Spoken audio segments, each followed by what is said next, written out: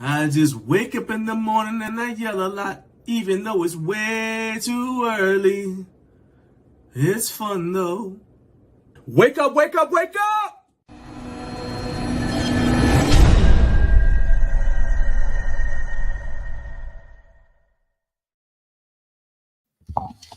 Wake up, wake up, wake up! I don't know if my mic is working. So y'all let me know. Is my mic working? Go ahead and get this thing here. Is my mic? Does my mic sound nice? Check one. Mic sound nice? Check two. All right. Y'all got me singing again. Wait, y'all got me singing again. What is up? All right, good morning. Thank you for getting up way too early with Garage and Life. Once again, on this show, we talk about the topics that matter to the home gym community. We get live reactions from you along the way.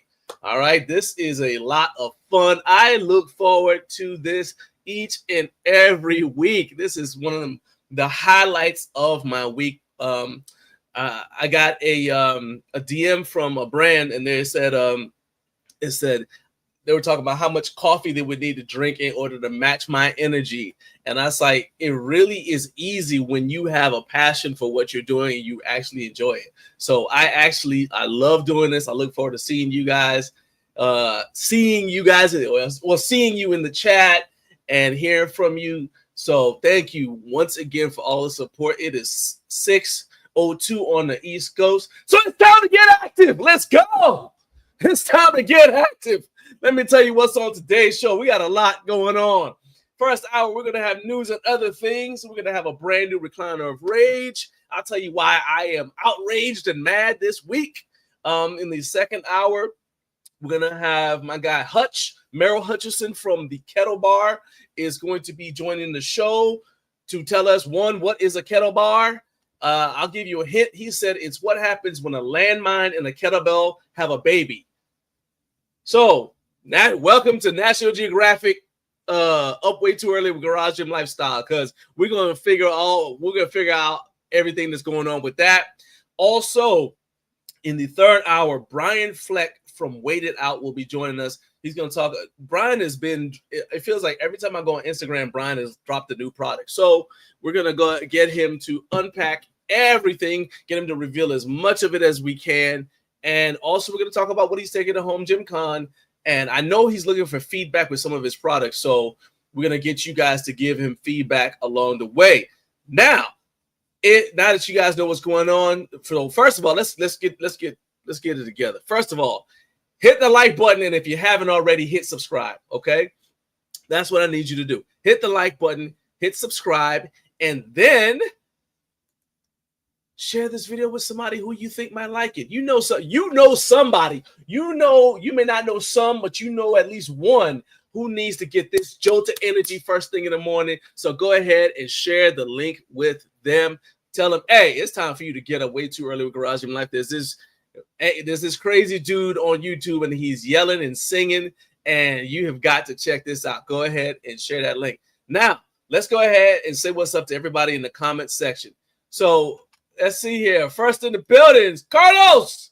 I was getting some uniform shirts made at the store, what do you call it? The t-shirt place yesterday, and I mentioned Carlos. I said, yeah, this dude is. I said Carlos is one of those people whose name always has an exclamation point.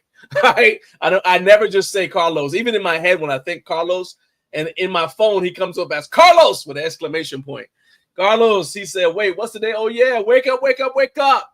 Look, I'm going to tell y'all right now that I'll tell you, I'm very happy to see that Carlos is here, and I'll tell you guys in a little bit when we get to news and other things. But welcome, Carlos. Next up in the building is my dude, Jared Martin. He said, good morning, boys and girls. Got his coffee ready. What's up? What's up? T-Dog is in the building, says, wake up. That's right, wake up. Eric Eccles, my man. Hey, it ain't a party if Eric ain't here. Welcome, Eric. What's up, man? What's up? What's up? What's up? What is up? Carlos is sharing it on Facebook. There you go. Home Gym Harry has arrived. The party can begin. That's what I'm talking about. That's what I'm talking about.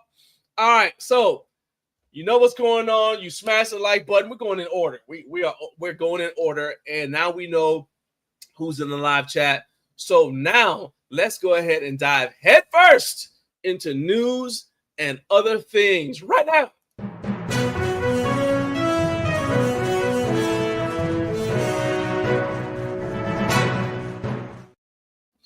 All right. So first of all, thoughts and prayers out for our dude Carlos, right? Thoughts and prayers for Carlos. There's like 276 of you watching right now. I need everybody to just have a quick moment. Thoughts and prayers for Carlos's speedy recovery, because Carlos has been going through it. He's Carlos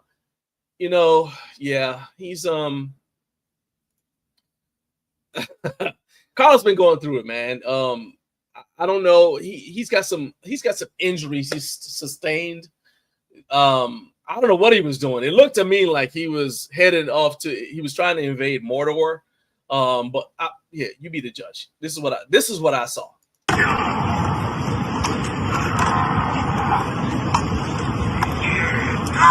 Oh, that's an L. Oh, look at that. Oh, did y'all see that? First, my man, let's watch that again. Carlos, what you got going on, man? Let's watch that again. All right. Okay. This is about to go bad. Oh, no, not to the spleen. Recovery. Ow. Took out his knee. That's the same knee you hurt in football in high school, ain't it, Carlos? Hey, come it, Carlos. So anyway, thoughts and prayers for a speedy recovery. We're thinking about you. We hope you're feeling better. We hope you do all right. We hope you learn to fight. That's, there's a lot going on with you, Carlos. So, I don't know, dude. Just maybe take some class. To be honest with you, I don't know. Well, that's a lie. I kind of do know where you could get some classes in that, but all I know, I'll look, I'm going to reach out to some people and I'll connect you, because we can't have you going out like that. Okay. You don't have to explain. Hey, no, Carlos, what are you blaming me for? Carlos says you didn't just do that. What are you blaming me for?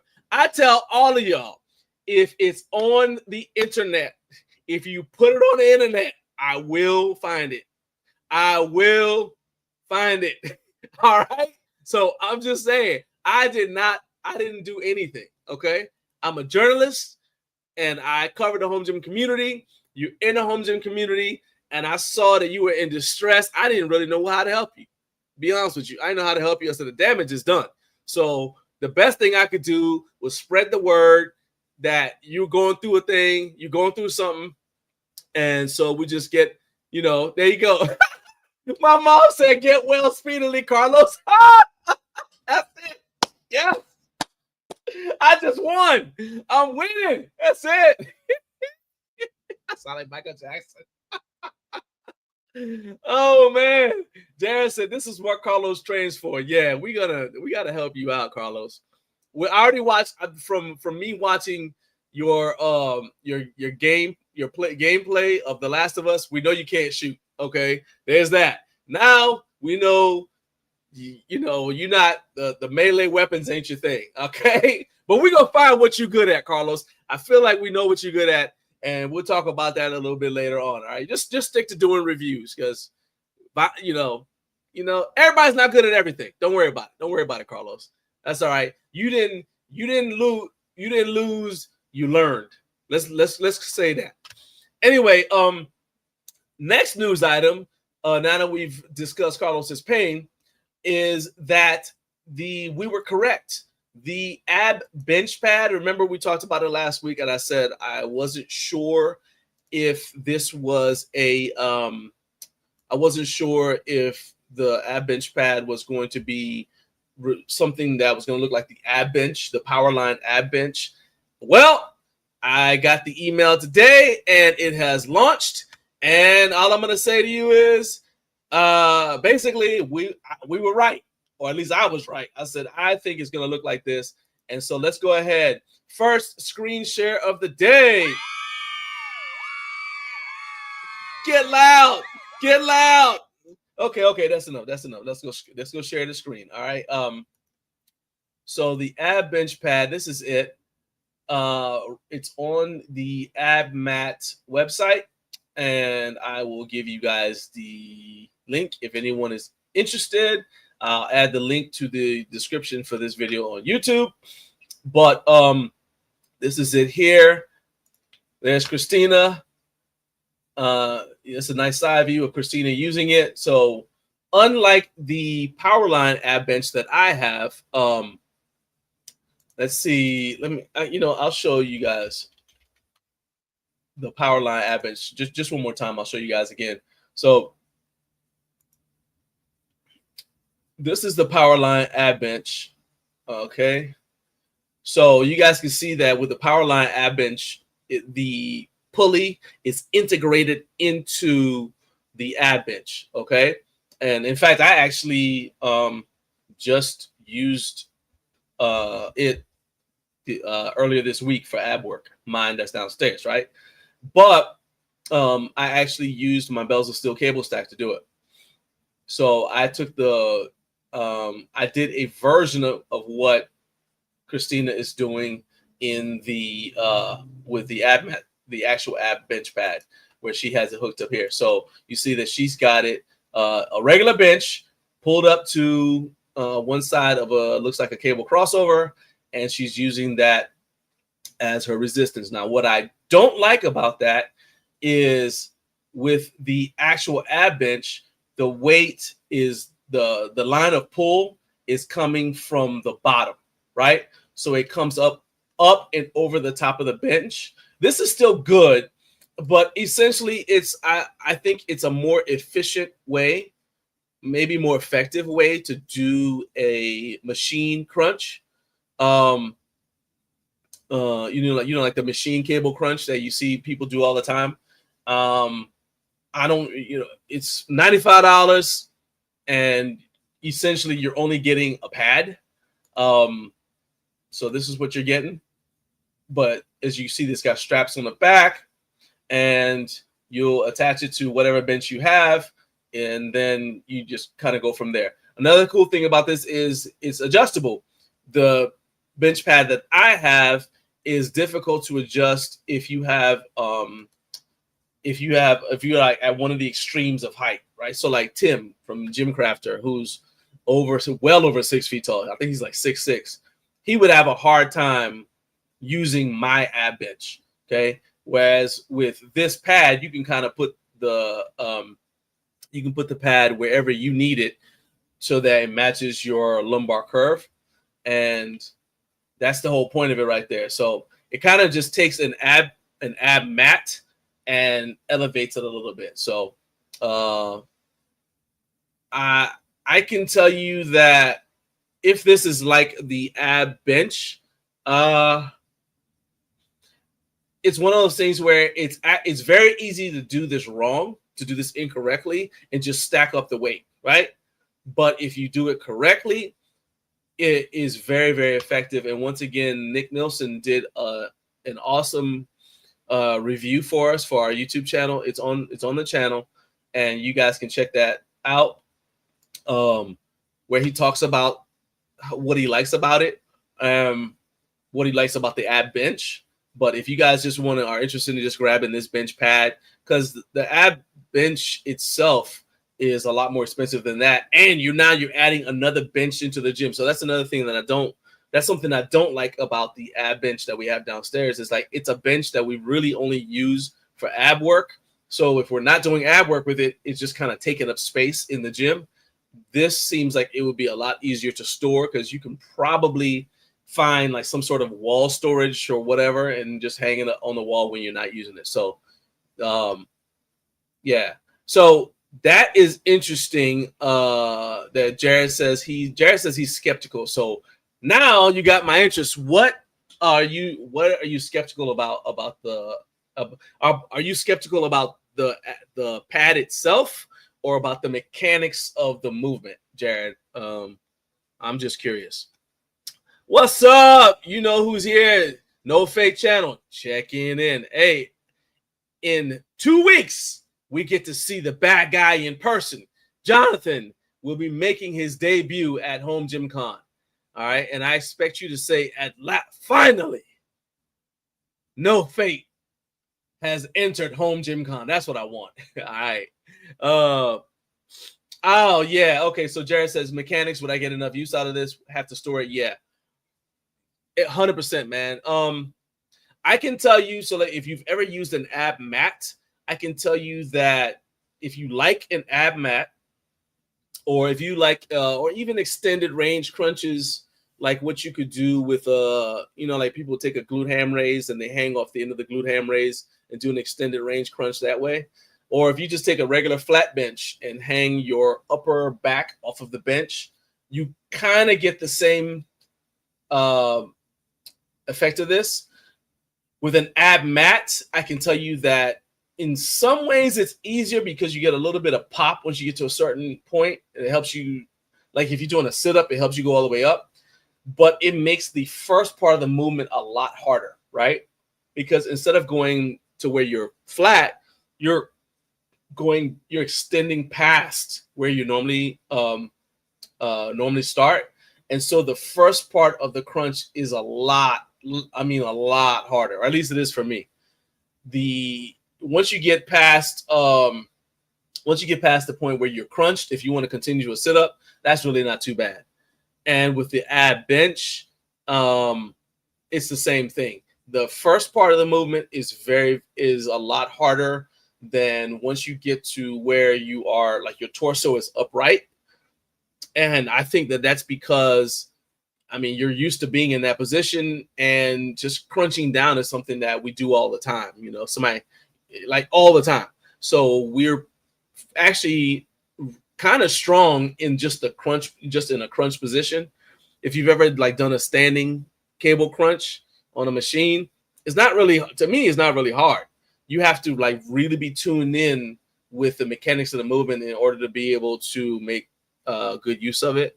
But the value for me is in the first part of the movement, like where you're extending the range of motion. So, and that's what they say. Like the justification for the product is basically you're doing your entire range of motion, more core activation, and it's not a it's not a I can't say, like, the thing I don't get is like when they say, well, you're activating your whole core. It's like, well, you're still activating your entire rectus abdominis as soon as you start the crunch motion, right? I mean, there's no upper and lower ab. I mean, you have different insertion points, I guess, but once you're using your abs, you're using your rectus abdominis, But I will say that if you're somebody who doesn't feel regular crunches, like it takes you if you can do a whole lot of regular crunches and you're looking for a way to make them more difficult without adding, like if you already do 100, do you really want to have to add to go to 200 in order for it to be effective? The ab mat, the ab bench, make it so that you don't necessarily have to just keep on adding reps. And with the ab bench, it lets you load weight. So anyway, that's what that is. And yeah, but yeah, I appreciate you unpacking a little bit. That does make sense. And he says, I realize it's something that I think will probably be cool for you to try at HomeGymCon. I agree. All right. Is it hard work being right all the time, man? I'm only right when I'm not wrong. That's all. That's all it is. All right. So let's see another news item. I'm not exactly sure when this is actually going to kick in, but in the continuing quest for YouTube to replace Facebook, they have a community post function that I have activated, and apparently you got to wait 2 days from when you activate it before people can actually start doing it. But the general idea is you guys will be able to post stuff to my community page, right? And then everybody will be able to interact with it. I'll be able to interact with it. So instead of you having to, for example, tag me in something on Instagram, you can share the link on the YouTube community page. Why does that matter? Well, because I don't really go to Instagram that much, and I go to Facebook even more rarely because, to be honest with you, I only use Facebook to remember people's birthdays. That's honestly what I use it for. All right. And I really just use Instagram as a glorified messaging service. So if you want to catch me faster, you put something on YouTube, right? And so the community, keep an eye out, because the community section, this is actually what I messaged you about, Jared, about giving a try. I don't know if it's active on this channel yet, but just keep an eye out, and you guys will be able to start posting stuff into the community tab, and we'll all be able to see it within the context of this channel. And that means I'll also be able to discuss stuff that you post in the community tab pretty easily here on this show. So I'm really excited about that, because once again, I'm not a fan of Facebook, and if I could avoid going on Instagram, I would. All right. Hey, Kevin's checking in. Look at you, John. John has got everybody checking in. Kevin's checking in from Japan for wisdom and gains. All right. Let me know if you find any, man. Let me know if you find any. All right. Appreciate you getting up. Well, you're in Japan, so I appreciate you staying up a little late with Garage Gym Life. Next thing. All right. The new competition bumpers just went live from Fringe Sport. Let's see here. I actually have a link. I got a link. All right. So let's see here. Throw this on here, and let's go right into, I'm going to share my screen real quick. All right. So these are the Savage weightlifting competition plates. They are $189 for a 10 kilogram pair. You want 15 kilos is $269, 20 kilos is $319, 25 kilos $389, and if you just want the full set, that's $999. Things I like about these, obviously have not seen them in person, but first of all, they have a weight tolerance of 0.05% of the stated weight, so they're very, very accurate. They've got the same diameter for those of you who are into weightlifting, like Olympic lifting. So they're going to be the same diameter. Your 15s are going to be the same diameter as your 25s. And another thing that jumped out to me is that they are thinner, so you can add more plates on the bar. So there is, see, we can get that's what they look like there. I'm trying to see if they've got something showing the diameter of the plate, but not diameter of the plate, but the thickness. But it just says they're thinner. So let's go down to the specs. All right, so they're like 32 millimeters. The 10 kilos are 32 millimeters, but that's not what we care about. We want to know how thick the 20 kilos, the 44 pounders are. And they're like 2.15 inches, so 55 millimeters. All right, so they're thinner, and that's what, so you can get more on. Oh, there we go. That's a nice picture. So right there, you can see that they're not as thin as like a weighted out plate, but they are thinner. So if you guys want to check it out, you can visit visit fringesport.com. You can there's also a YouTube video that kind of unpacks them a little bit. So if you guys are interested in that, I will share the link to that as well. Hey, 332 in the building. What's up? Now, I will say, so Jared, by the way, Ashley is not a fan of the ab bench. Okay. Not at all. So she is skeptical of that.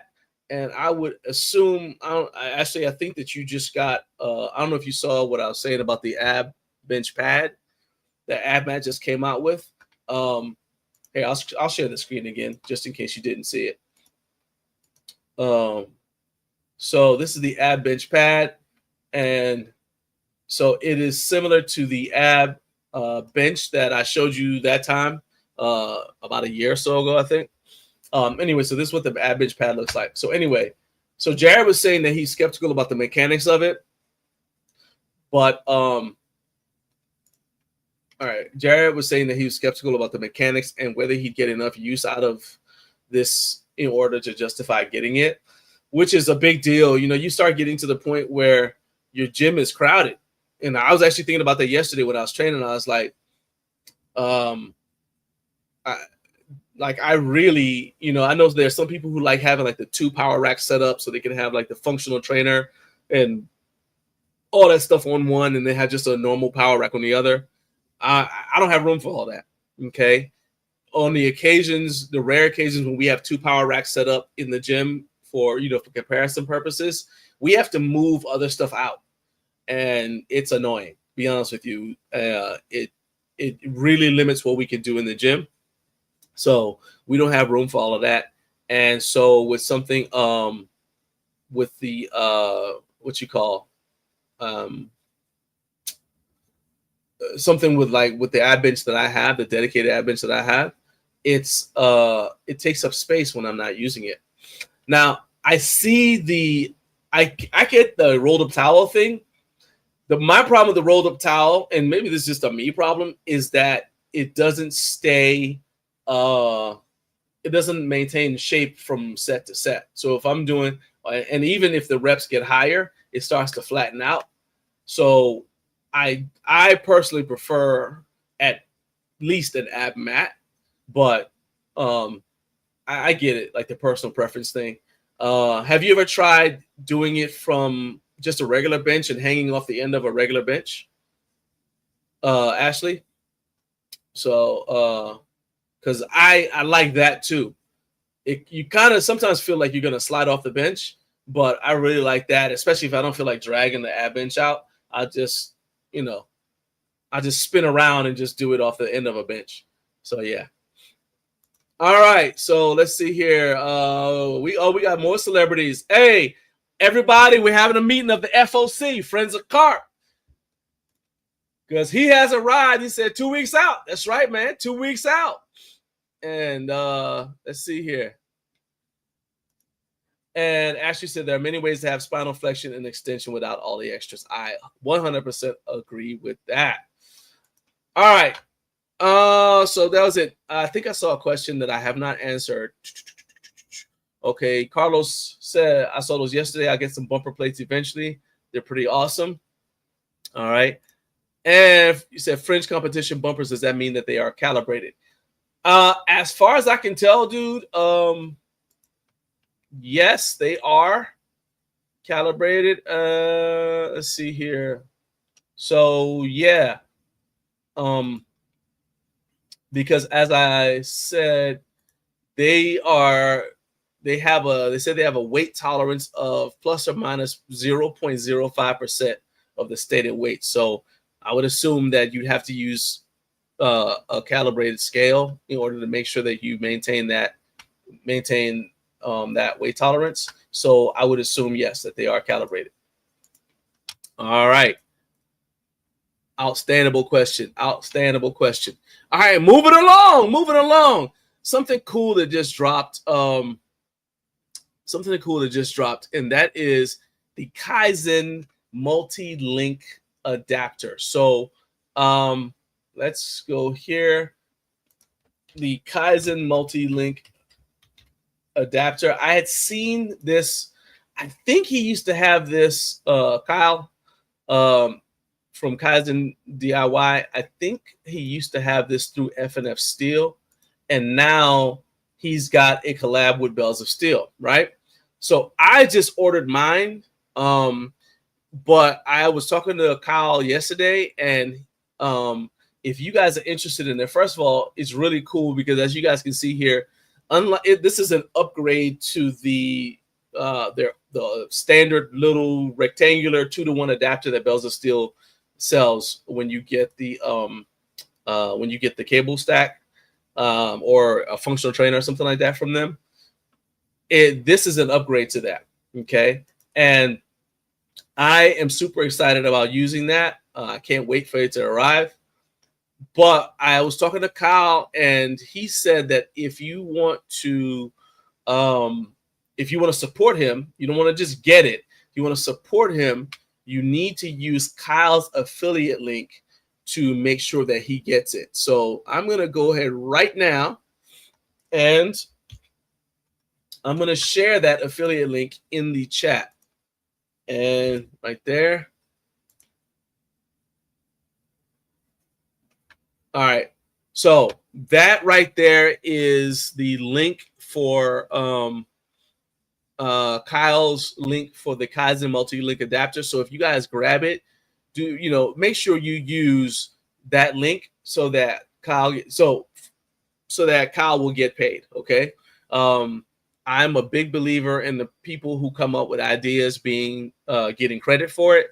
So if you decide, if this looks interesting to you and you want to add it to your home gym, when you don't just go to Bells of Steel, all right, use that link that I just posted so that it'll still take you to Bells of Steel, and it doesn't affect the price for you, but Kyle will get a royalty, like he'll get a payment or a commission off of the sale. All right. And I'd appreciate it if you guys do that if you're going to grab the Kaizen multi-link. Now,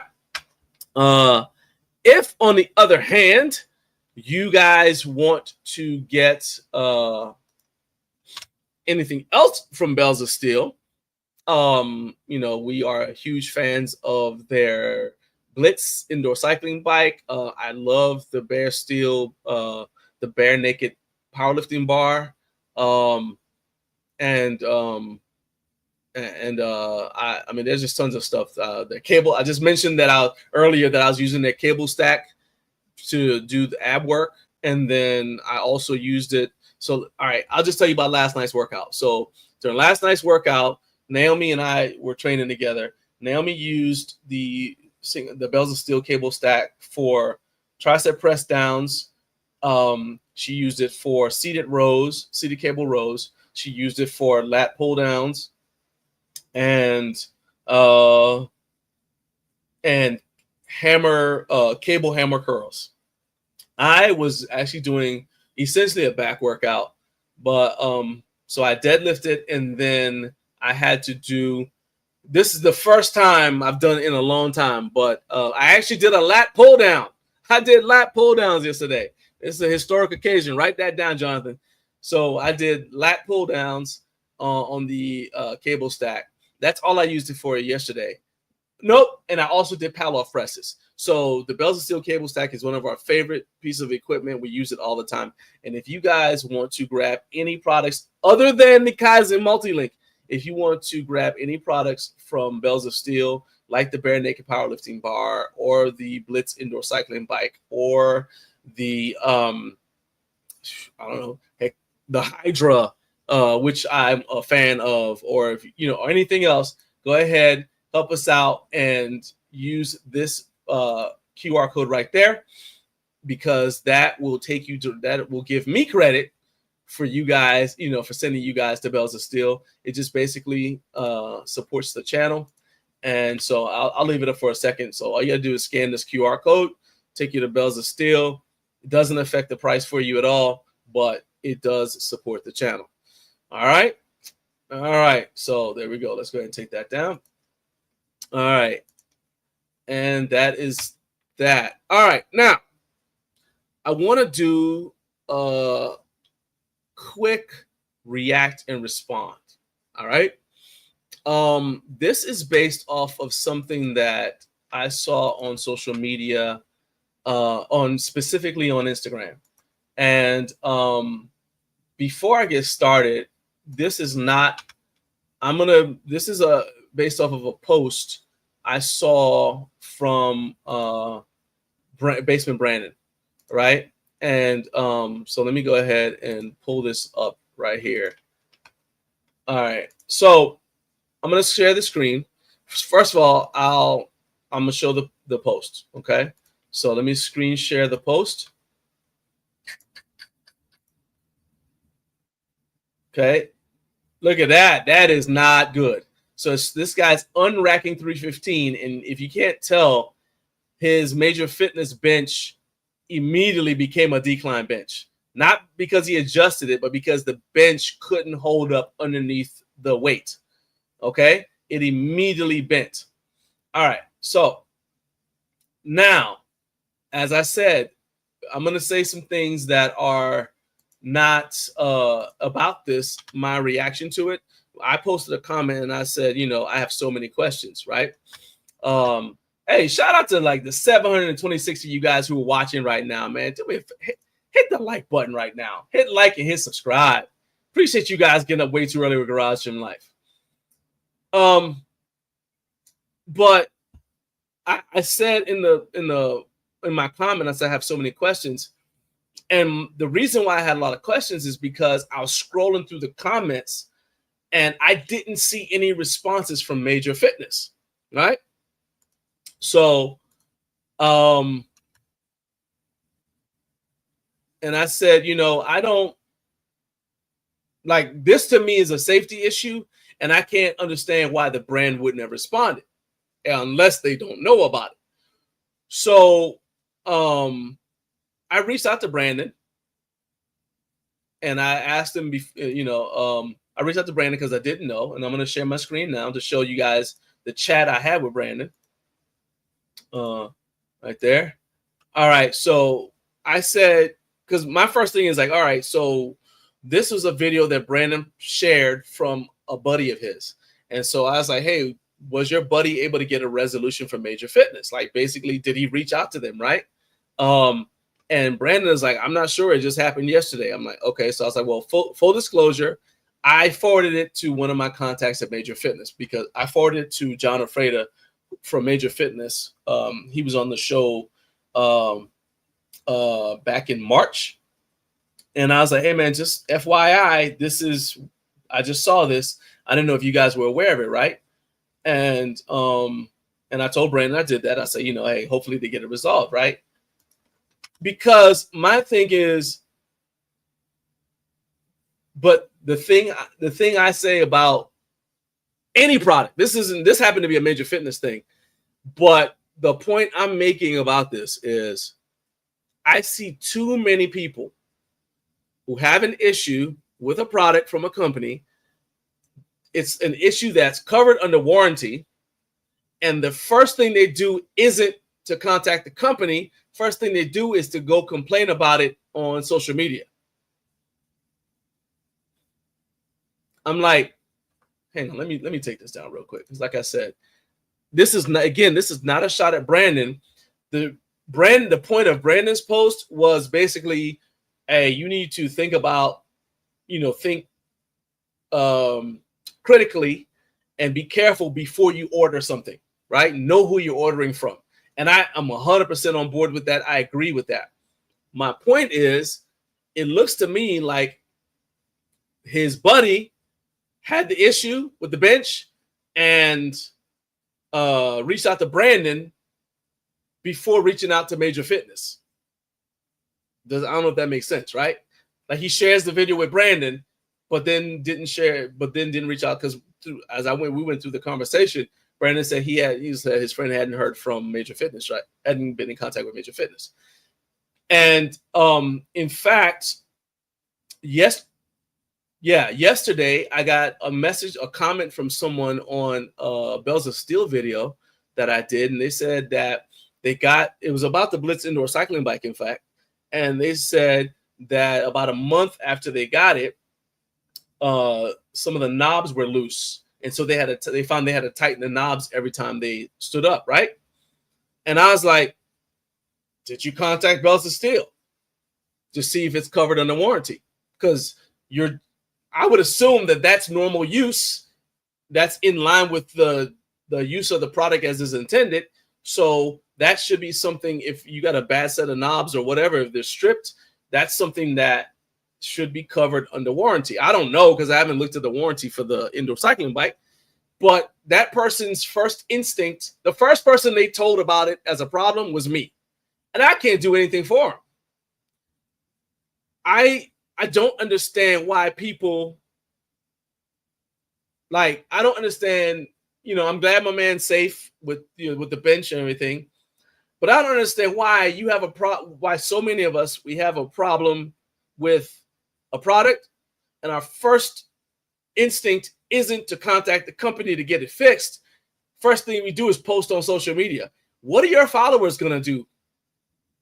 I mean, I get that, you know, maybe you'll generate outrage, but I don't post about something, even, you know, I don't post about an issue I'm having with a brand until after I've tried to get in touch with them to get them to resolve the problem. So if y'all could help me understand why so many people think posting something on social media first is like the best move instead of reaching out to the brand, whatever brand it is first, I would be grateful, because I don't understand complaining to people who can't help you fix your problem. Maybe it's, you know, maybe this is my old man acting up again, okay? But why complain to people who can't fix your problem? All right. So just to kind of wrap it up, John from Major Fitness did post on the guy's Instagram, and he said that they're gonna investigate, you know, whatever ends up happening. I saw my way out of the conversation, but that was just something that sparked in my head. I'm like, why don't people, if you have a product, a warranty issue, a defective product, why aren't you reaching out to the brand to get them to fix it?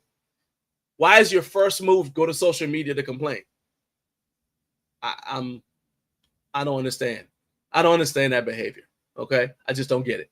All right, let's go back to the comment section. Liberty Physical has arrived. He said, I did a bumper comparison a few weeks ago, and the set of non-calibrated fringe bumpers I had were exactly 45 pounds. Oh, that's awesome. Yeah, I'm a big fan of Fringe Sports bumpers. I think that they are, their products in general, you know, they don't try to be what they're not, but everything I've gotten from Fringe Sport, or that I've ever used for Fringe Sport, has done what it said it was going to do. And so I'm a big fan of that. Kevin said, enjoy HomeGymCon, guys. Do me a favor and try some ATX fitness that makes sense for the home gym, and let me know. Yeah, man, like I told you, I'm going by their booth, so you got to message me what you want to know. In fact, well, yeah, go ahead and put it in the comment section, put in the chat what you want to know, and those of us who are going to be at HomeGymCon will make sure that we check out that stuff and report back to you, Kevin. Happy to do it. Happy to do it for you. Ashley said, at this point in life, there's not a home gym product I buy that I don't use someone's code. There's a friend with a code for just about any product. I agree. So my thing with that is, and like, in fact, yesterday, by the way, Carp, I tried to use your code. It sent me to the Canadian site. So I got to circle back with you. But the thing, and I was talking about this with Tim from Gym Crafter earlier in the week. I was just like, the problem is, let's say you watch a video. Okay, so let's say you're watching this video, right? And I mentioned that I love the Bare Naked Powerlifting Bar Bells of Steel. You go on the Bells of Steel website, you find it, you see it, right? Let's say you use my code, you click the QR code, you go to the site and you see it. But maybe you don't get paid for 2 weeks, right? So 2 weeks from now, you go back and you're like, hey, I got paid. Let me go back and buy the bar, right? Most of the time, people don't go back to the code, the QR code. First of all, or I'm sorry for the affiliate link code, right? First of all, they're not going to remember it.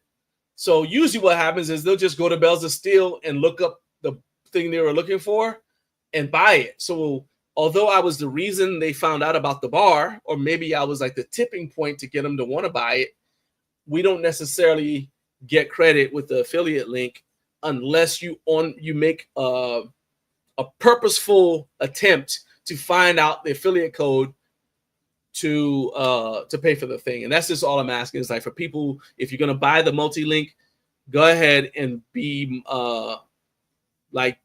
mindful that Kyle has a link and try to use it when you go in and make the purchase. All right. Home Gym Physique, what's up, man? He said the multi-link looks a bit chunky. A lap bar would hang down lower due to this, which may reduce range of motion. So I will tell you that with the multi-link that I have now, first of all, There it is. Yeah. All right. So there's a couple things with that. So the Kaizen multi-link, right? This is a good picture. So you see that there are multiple holes, right? So you can pick the one that doesn't interfere with your range of motion. Additionally, I'm not sure what you would be using this with, but on my my single stack, I can just adjust the height of the trolley so that I don't lose range of motion. So there you go. So you have options for where you want to attach it depending on what you're doing. And you also have to think that this isn't necessarily just for vertical pulling. You can also use it for horizontal pulling too, and kind of change where you attach it, change your attachment points. So there you go. Now, I don't get paid a dime for telling you guys to do that, but I want Kyle to get paid. So if you guys, like I said, if you guys do want to try it, go ahead and click that link that I put in the live chat. Trevor said, yeah, okay, and there you go. So Trevor said he's got it but he got his from FNF, and it's awesome. So there you go. So we got somebody who already has the product, said he loves it, and yeah, there you go. All right, so now we got some responses to the video. So I hesitated about even showing the video because I was like, I don't want to get distracted by the fact that the bench bent. Okay, yes, that's bad. But yeah, you're that right there. I told you guys that my uncle got injured using a cheap bench, and I 100% agree. You got to be careful. Check the weight rating, the load rating for the bench that you're about to buy, and factor in your own body weight when you're thinking about, like, if the bench says it'll support up to 300 pounds, you're like, oh, I only bench 225. Yeah, but what do you weigh? Okay, all of that weight's on the bench too. Okay, just think about that.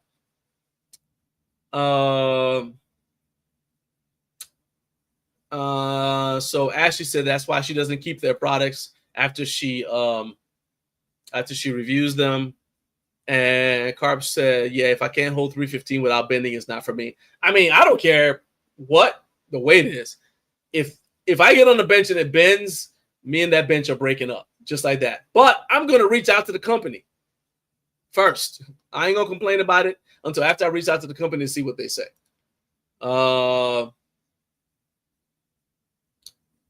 I mean, I will tell you that he completed the lift. So everybody, he's just fine. I would assume that he's not going to use that bench again. But yeah, there you go.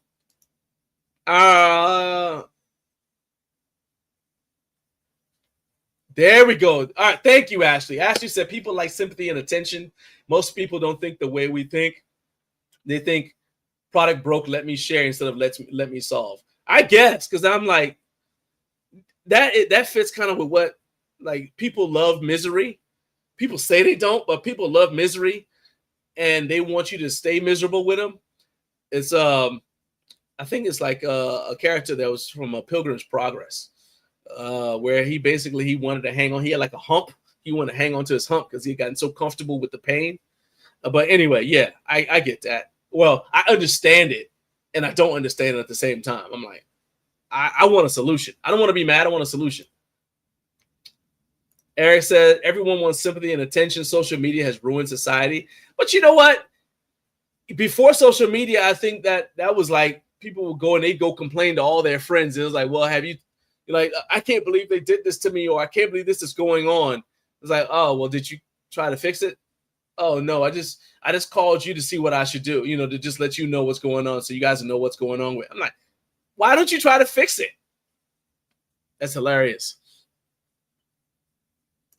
Carlos said, nah, some people just smoke. They said calling companies out to spark flames and views. That's dangerous and disrespectful. Give companies a chance to help you fix it. I agree 100%. Carp said it's the pitchfork mob mentality. It's basically what happened on Facebook or other places over the years. They want the power of group co-signing. I'm like, yeah. I'm like, you want to be famous? You want clout? Clout's great, I guess, but Cloud ain't gonna help you fix that bench, and I'm not sending you a new bench. So at the most, the people who you see who like get all up in arms, they'll interact with the post. Maybe they'll share it or whatever.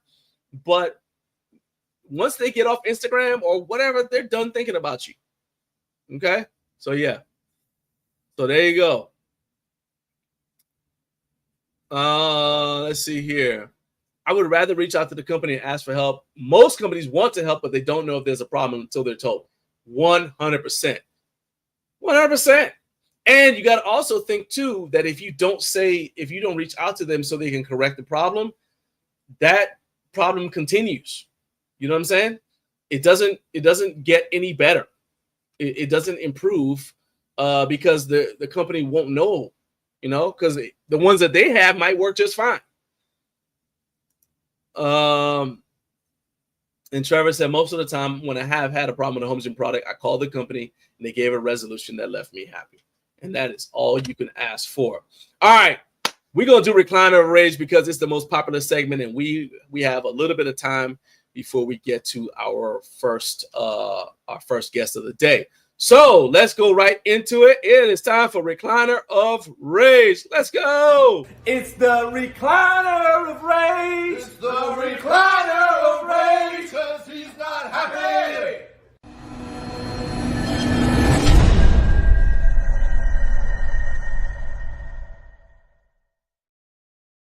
Okay, so today's Recliner of Rage is dedicated to the extreme, and I mean extreme leg soreness I have been experiencing ever since I started using the Strong Engineering app. So you guys may have remembered that Michael from Strong Engineering was in the live chat 2 weeks ago, and I mentioned that I was trying his app out because I've been looking for a new app. I toyed with the idea of using Juggernaut, but what attracted me to the app is that it's got a mobility component. It's got the mobility, it's got the training all in there. It's got RPE involved as well. So it does regulate your, so like, let's say I do a set and it's supposed to be, I should be able to have like I can say, hey, I should be able to, I would have been able to do like 4 or 5 more reps, right? That's what it's supposed to be. But instead, I'm like, man, I barely completed that. I can give that feedback and it'll change the weight for the next set, right? It won't change the number of reps, but it'll say, okay, well, let's just drop the weight down. Or if I say that was really easy, it'll push it up and increase the weight for the next set. So, I love that. What I don't love is the leg soreness because it seems apparently like this app has never heard of numbers lower than 12. And I am not used to all of this volume. My legs have been giving me a lot of grief. And man, I'm telling you, look, straight up, man, look, Newton's 4th law of motion states that you will drop 100% more things on the days when your legs are sore than when they're not sore. And every building you enter will have steps. So I have been going through it, legs hurting. Everywhere I go, mysteriously, I was like, I get there. I'm like, has this place always had steps? Everywhere I go has steps. I got to go up the steps, got to go down the steps. Legs just on fire, right? And like I said, I've dropped my shaker bottle, weight plates, the dog leash. One day I felt like I dropped the breath of air I was about to take. And I tell you that the last straw, I know y'all think this is funny. My legs are sore, okay? The last straw was I dropped my keys in the parking lot at work, and I seriously contemplated just leaving them there and taking an Uber home. I thought it through now. I said, all right. So what I could do is I can leave them here. I can call the front desk and say, hey, I dropped my keys in the parking lot, in the secure parking lot. Please let everybody know. Please send an email out, let everybody know. If they find it, you just return it to you just put it at your desk, and then I will pick it up when I get back home, right? So I could have Ubered home. Somebody else would have found the keys in the secure parking lot, taken them to the front desk, and then I could have just taken an Uber back to work and going to the front desk to get my keys because the front desk is waist high. So no bending over, no squatting. I was ready. I was fully prepared. I said, you know what? It's worth it. It's worth it. then I remembered that that was my last day of work for the week, and I need the car over the weekend. Oh. So I went through the process of getting down on the ground. People are laughing at me at work too now. Get on the ground to get my keys, and then the process of getting back up. So I'm just telling you, my legs are on fire. I'm hoping that next week we discover rep ranges below the number 12, because this is ridiculous. It's ridiculous. It's got to stop. It's got to stop. They hurt. I'm sitting here, my legs are hurting. Okay? How your legs going to hurt sitting? How does it hurt to sit? How do you think about it? Why does it hurt my legs to sit down? Let's just think about that. That just ain't right. That just ain't right. All right. So we are let's move on here. We got a few minutes before we get to our next we get our first guest in here. But let's go ahead, and I want to make sure I do this because I've been active in my editing app. Oh, hold up. I see some comments. So before we transition to that, let me back up. See here real quick. All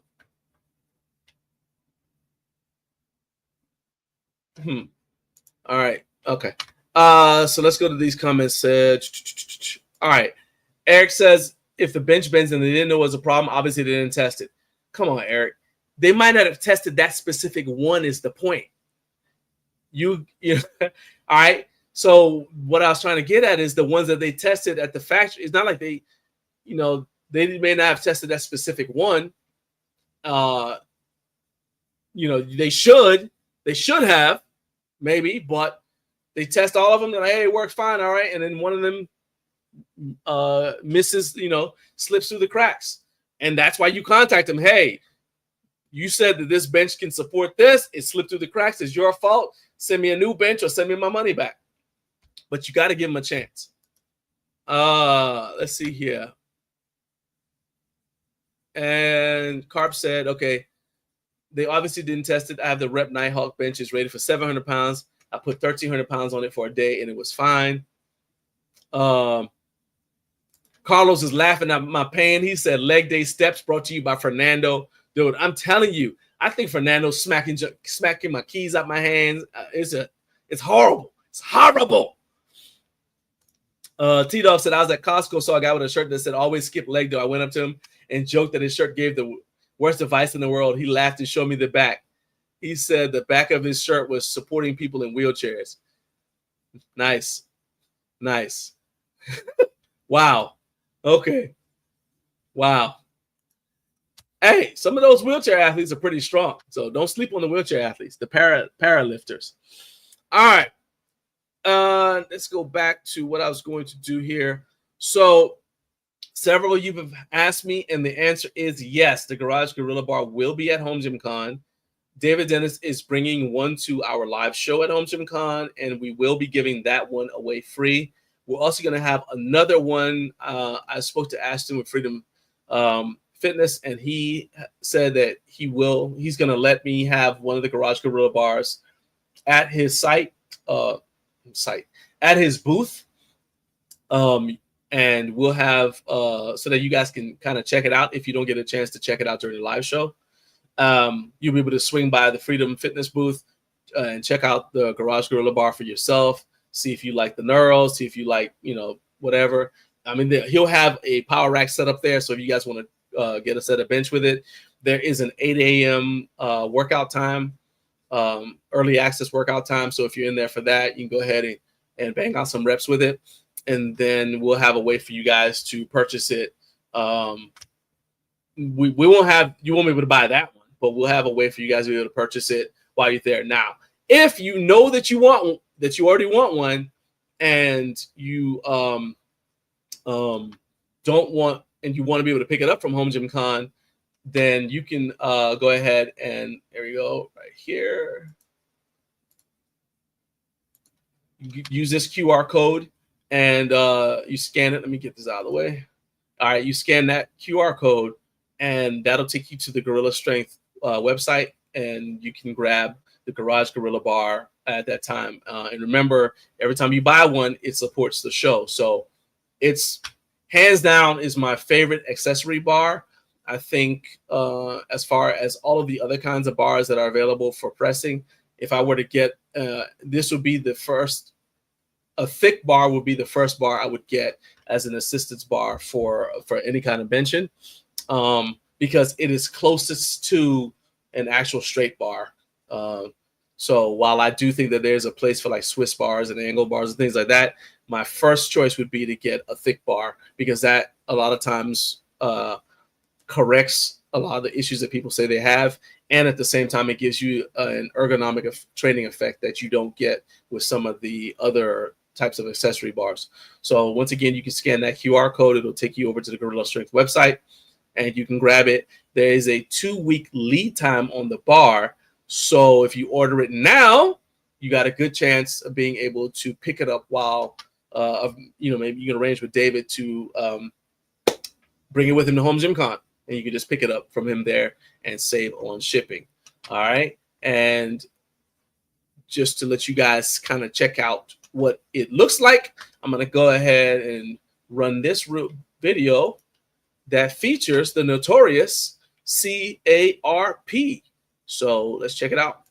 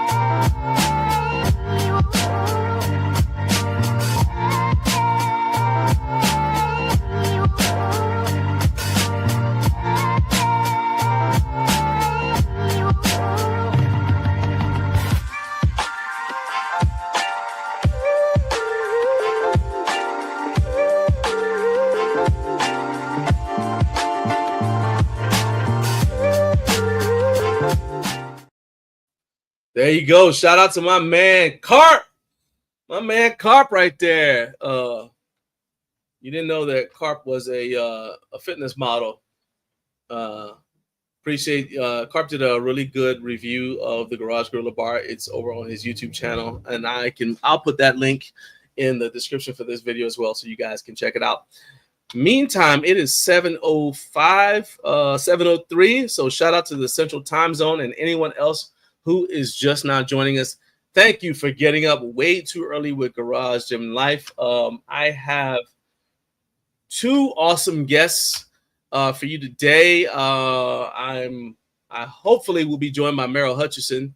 There he is. He's backstage. Hutch. All right. So my first guest is Merrill Hutcherson. He's the co-founder of Rock Solid Families. He's the inventor of a product called the Kettle Bar, which he describes as the offspring of a kettlebell and a landmine. To be honest with you, I would have booked him for the show based on that description alone. So I'm glad that he could carve out some time for us today. So everybody, go ahead and show your love for Merrill Hutchinson. Hutch, welcome to the show. All right. Hey, John. What's going on? Good. No, not much. You hear me okay? I can hear you. There's a little bit of an echo, but we'll work through it. I'm glad that you're here. Yeah. What's going on, Hutch? Well, thank you so much for just allowing me to be here. So I had a different link. I had 2 different links. So I was sitting there in the backstage going, what's going on? So then I jumped on. I saw you had a different link. So I jumped on that. So sorry I was a minute late. That's okay. That's all right. Hey, that's all right, man. I'm glad that you're here. So let's go ahead and jump into this here. Yeah. We're going to begin with, we're not burying the lead, okay? When someone starts a product description, and I mean the product description with the words, I'm going to read it verbatim from your site. Imagine if a kettlebell and a landmine had a baby. It gets my attention. So let's just start with, first question is, was your original intent to create a hybrid of the kettlebell and the landmine? Like you just sitting at home looking at a kettlebell and a landmine, you say, I wonder what would happen if I put these two things together. Is that what the process there? No, that was not the process actually. So actually what happened was I had invented another piece of equipment called the finisher. And the finisher was essentially, I had lost the use of my left arm after a neck surgery. And it was a rehab process where I couldn't use that shoulder, the bicep, the left pec muscle, all of it due to a condition called C5 palsy. And so I had a board, a large tabletop type board where I would slide weights in all the different planes of motion. And it turned out to be a great tool. It's in physical therapy clinics in our area and that kind of thing. It turned out to be a great tool. And I tried to sell that tool a little bit just to market it. And there were some major drawbacks. It was expensive to make and it was really large, very expensive to ship. And so it was like, yeah, I love what this thing does. I love the different multiple planes that we can work in. And I love how it is activated the shoulder, but I got to do something different here. And so essentially what the table did is it held the weight. You didn't lift weight. The table held the weight. And I thought, well, what could I do that could hold the weight, but would still allow me to move in the multiplanar directions? And so that's when the idea of, what, how about if I put a pole underneath the weight? And that's how the Kettle Bar came into play, if that makes any sense at all. Okay, so let's go ahead and because I got your website and I want to go ahead and pull it up so people can kind of see what we're talking about a little bit as we go through what this thing is. So that's the Kettle Bar. Right. And you've got two versions of it. You've got an adjustable version, which is what we're looking at right there. And then you've got, so obviously you can adjust the height of it. Yeah. And then there's another version that is a fixed height one that you said is best for people who are between 5'4" and 6'1".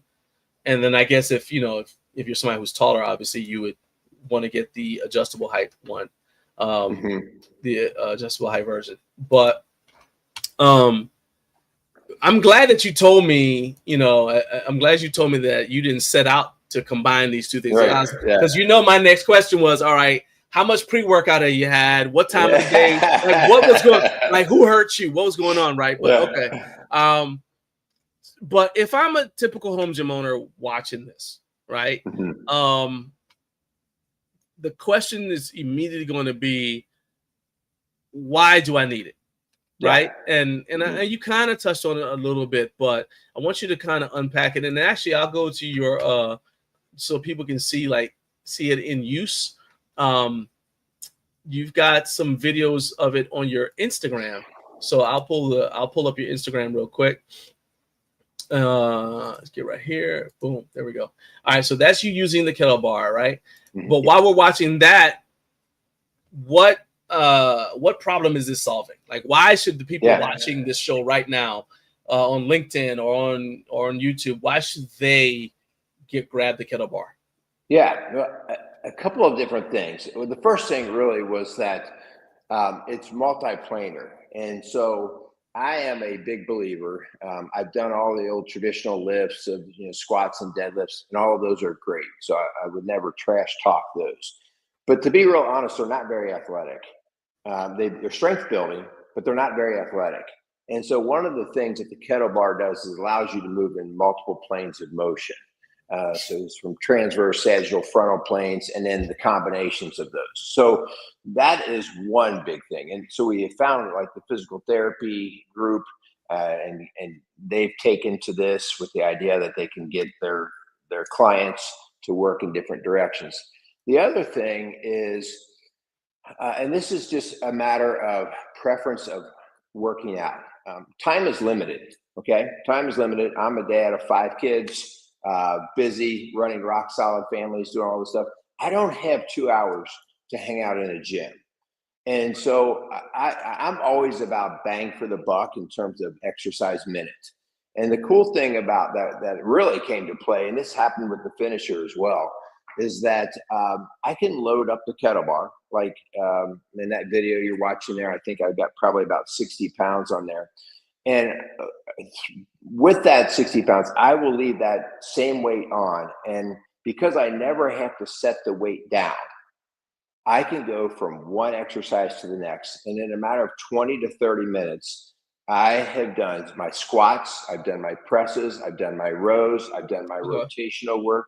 And so bang for the buck, that's actually why it really became the home gym. So that's where I've kind of migrated towards either the physical therapy, like we want to work a lot of rotational type exercises through the midsection, or just getting after the multiple exercises in a condensed amount of time. So one of the things as you get older is, John, we all seem to approach that, right? We get older, is that idea of what's your work capacity? Hopefully, yeah. You know, what's your work capacity? Right. So you can go in the gym and bench press 250 pounds. Okay, great. But what's your work capacity? Can you go out and can you rake leaves for an hour and a half in the yard? Can you go out and play a game of pickup basketball, or do you get smoked? Right. And so work capacity, as I've gotten older, one of the things that I love to be able to do with my grandkids as well as my kids is, hey, I can get with it. I can get with it for an hour or two. I can go hop on a mountain bike. And a lot of that is because I've tried to maintain strength and endurance together. And that's that work capacity. So loading up the kettle bar with, 40, 50, 60 pounds and staying after all these multiple exercises really allows us to build work capacity along with strength. So we got a couple of comments already. So Jared Martin said in the first video, he said he thinks that will work the shoulders in a very different way, bulletproof them, he would think. So have you found that that's the case? Like, so landmine stuff in general. So I've done landmine stuff. Obviously with just a normal bar, right? Just using the sleeve of a normal bar. And I've noticed that it does work your core. Landmine presses, So landmine presses for me don't really work my shoulders as much, but I got a crazy tricep pump that I've never gotten before from shoulder work, right? Yeah. So with the handle, but that's with just a normal barbell sleeve. So is that an advantage of the kettle bar, that the handles enable you to target the shoulders a little bit more? Well, yes, for sure. Okay, the handle grip is essential. That's why it's got that kettle bar style or kettlebell style grip. But what happens with the kettle bar is that you can actually come across the 90 degrees. If you're looking at a regular landmine, you're usually working in just one angle from the center post down, right? We can come across the top, so you can go back and forth from side to side. And that acceleration and deceleration across the top is really what helps to bulletproof those shoulders. I want you to think about punching, all right? Punching or throwing. Most of our athletes get hurt by the acceleration or the deceleration phase. And so because, with a regular landmine, you can thrust up, but then it's going to get to the top of its peak and it's going to stop. With the kettle bar, it's going to go across the top and you got to stop it.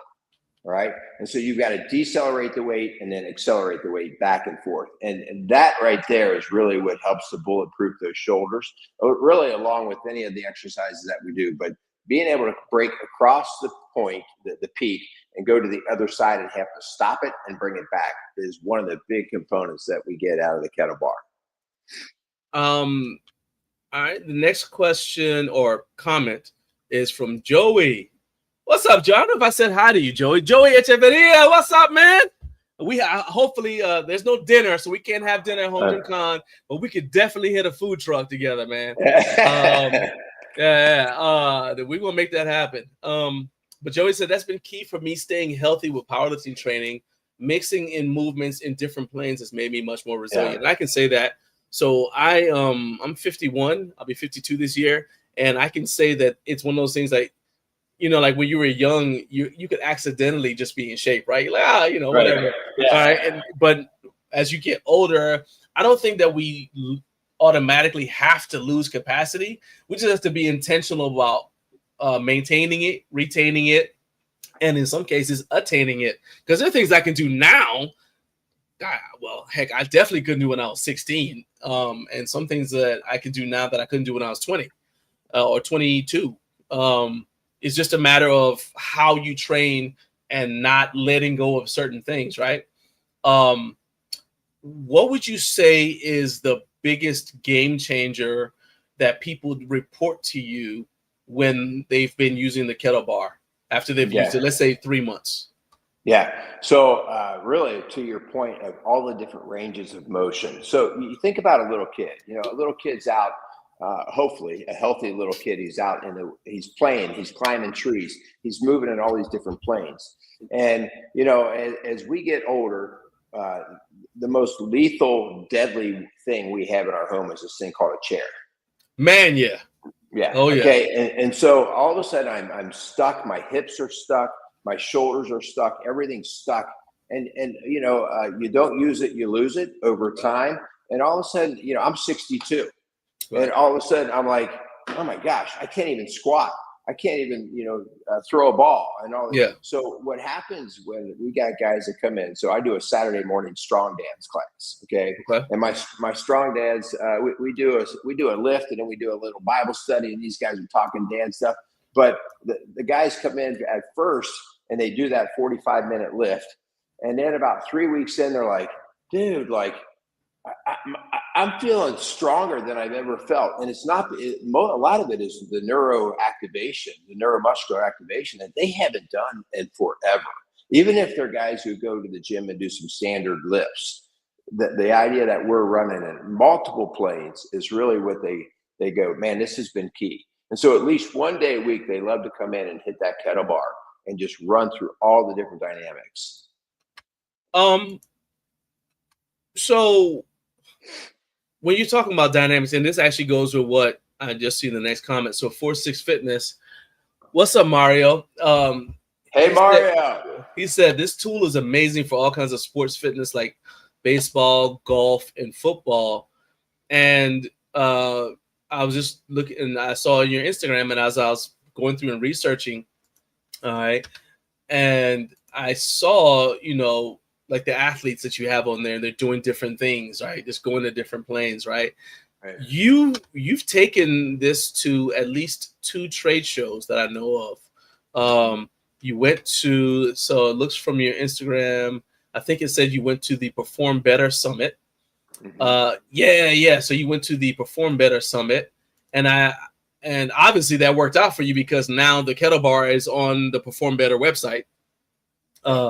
You went to the Perform Better Summit, and then about a year later, you went to, let's see here, I'm trying to see where it was. I know I wrote it down. You went to the University of Cincinnati Exercise Expo.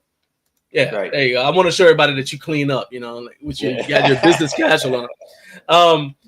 What from those, from exposing the tool to people whose frame of reference is training athletes, not just like one person in their home gym or even a small group in their home gym.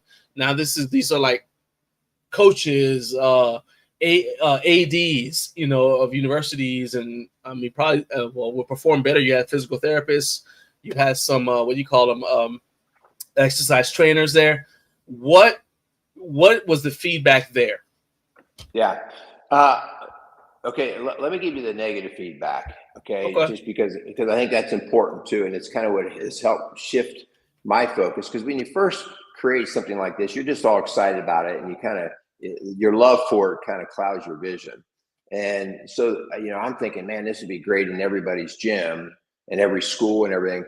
And one of the things, like in gyms, like high school gyms and college gyms, when you're running a football team through, it's really all about everybody getting from one station to the next station. So they're doing their squats, they're doing their deadlifts, they're doing all these different things. And the kettle bar is it's a one station thing where you got to have like 20. If you got 20 guys on the team, you got to have 20 kettle bars. And so otherwise everybody would backlog into their station at the kettle bar. Does that make sense? Well, yeah, I get it. Yeah. Yeah, I mean, yeah, well, I know that. So I'm not pushing back against that. I can hear them saying that to you, but in my head, I'm like, well, obviously you're not good at programming then, because I mean, just off the top of my head, I could have you sprint. I can alternate, but go ahead. Well, and again, like one of the things that's been very interesting about this is that a lot of personal trainers will pride themselves on being innovative, and I will push back on that, because innovation, you could do a lot of different innovations in terms of how you set your timing and your planning, but actually incorporating new and different exercises, to me, that's a big part of innovation.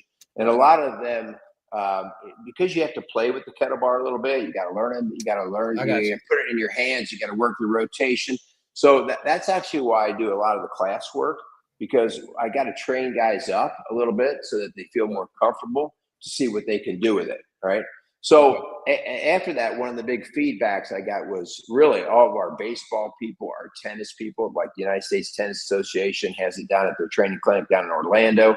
TRX, those guys, Randy Hedrick and those guys, I mean, they love it because it adds to the rotational benefit in a way that, I mean, when you lift this and you're rotating, just like a landmine, you can feel it driving from your feet up through your hands. You got to drive out of the legs and across the body. And so those kinds of things become the big part that people are interested in. The idea that it's portable, right? Like I can slide the thing around anywhere in the gym. I can store it, I've got like 10 of them, 12 of them just stashed in the corner of my gym right now. So those were kind of the big things that people go, I really like it for that. So I want to ask you a question about the specs, but before I do that, you made me think of something. I know I had another question about my guy Zach Evanesh, but when you started talking about like we're going through the different things you can do, and you're saying like people were saying, oh well, it's limiting. You need to have a bunch of them, and I'm like, well, no, you don't, because you can literally. I could take 20 kids. Say, okay, go over there, do that with the kettle bar, run to that wall, climb the rope.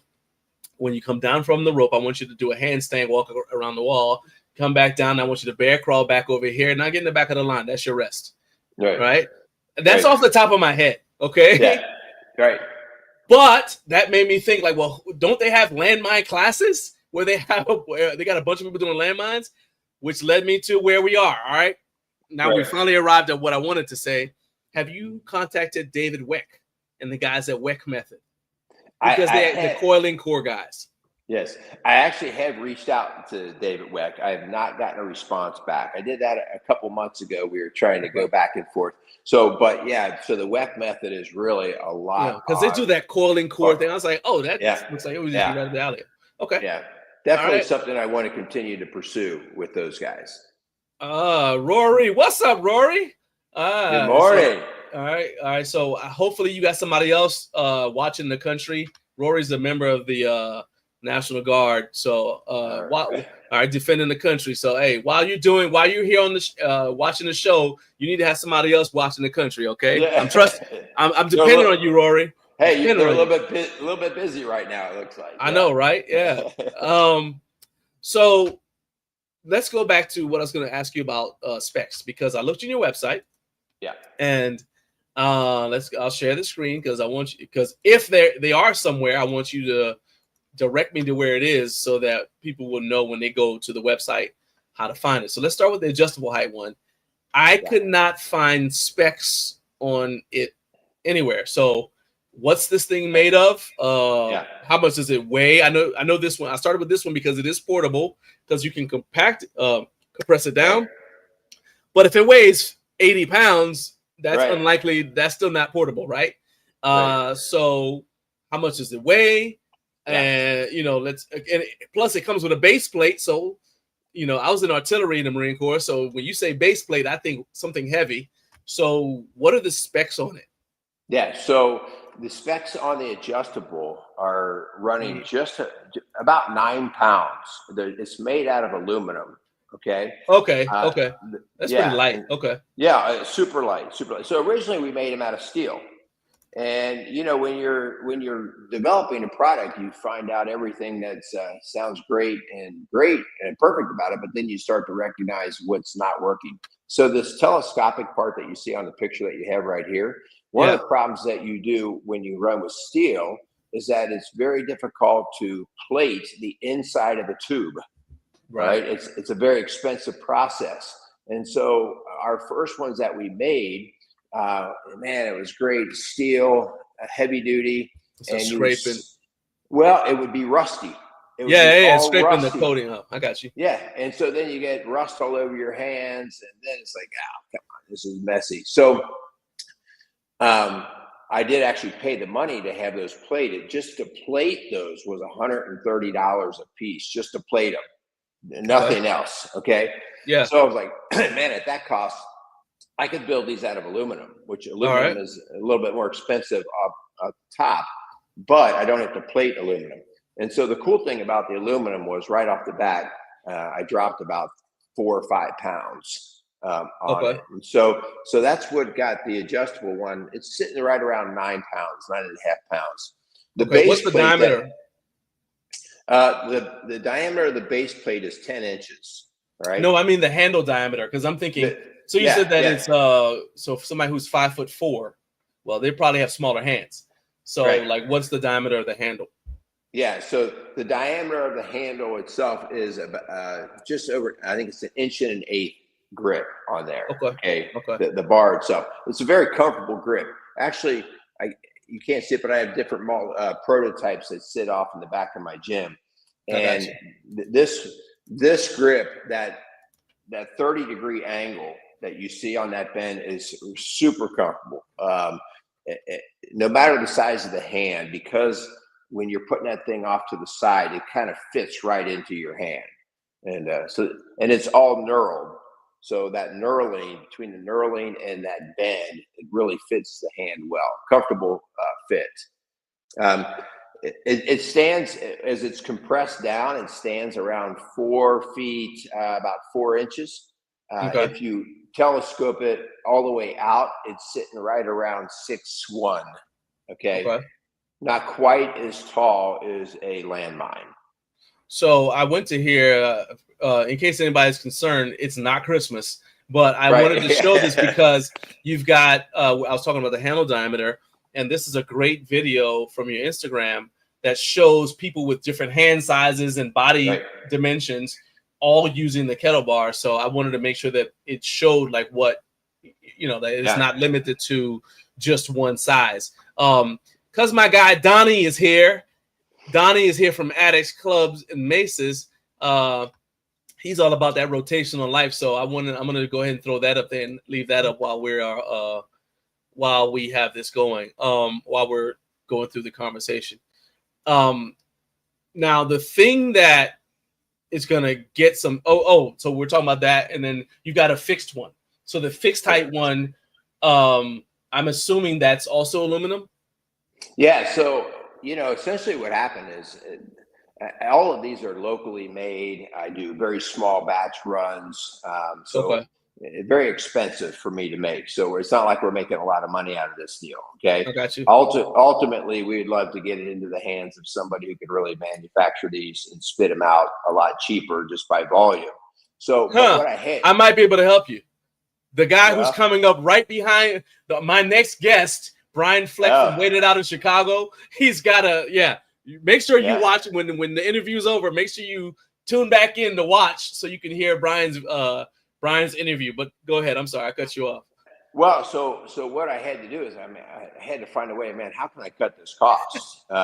And so what I found is in my gym, most of my guys will run it at about the exact same height. Okay.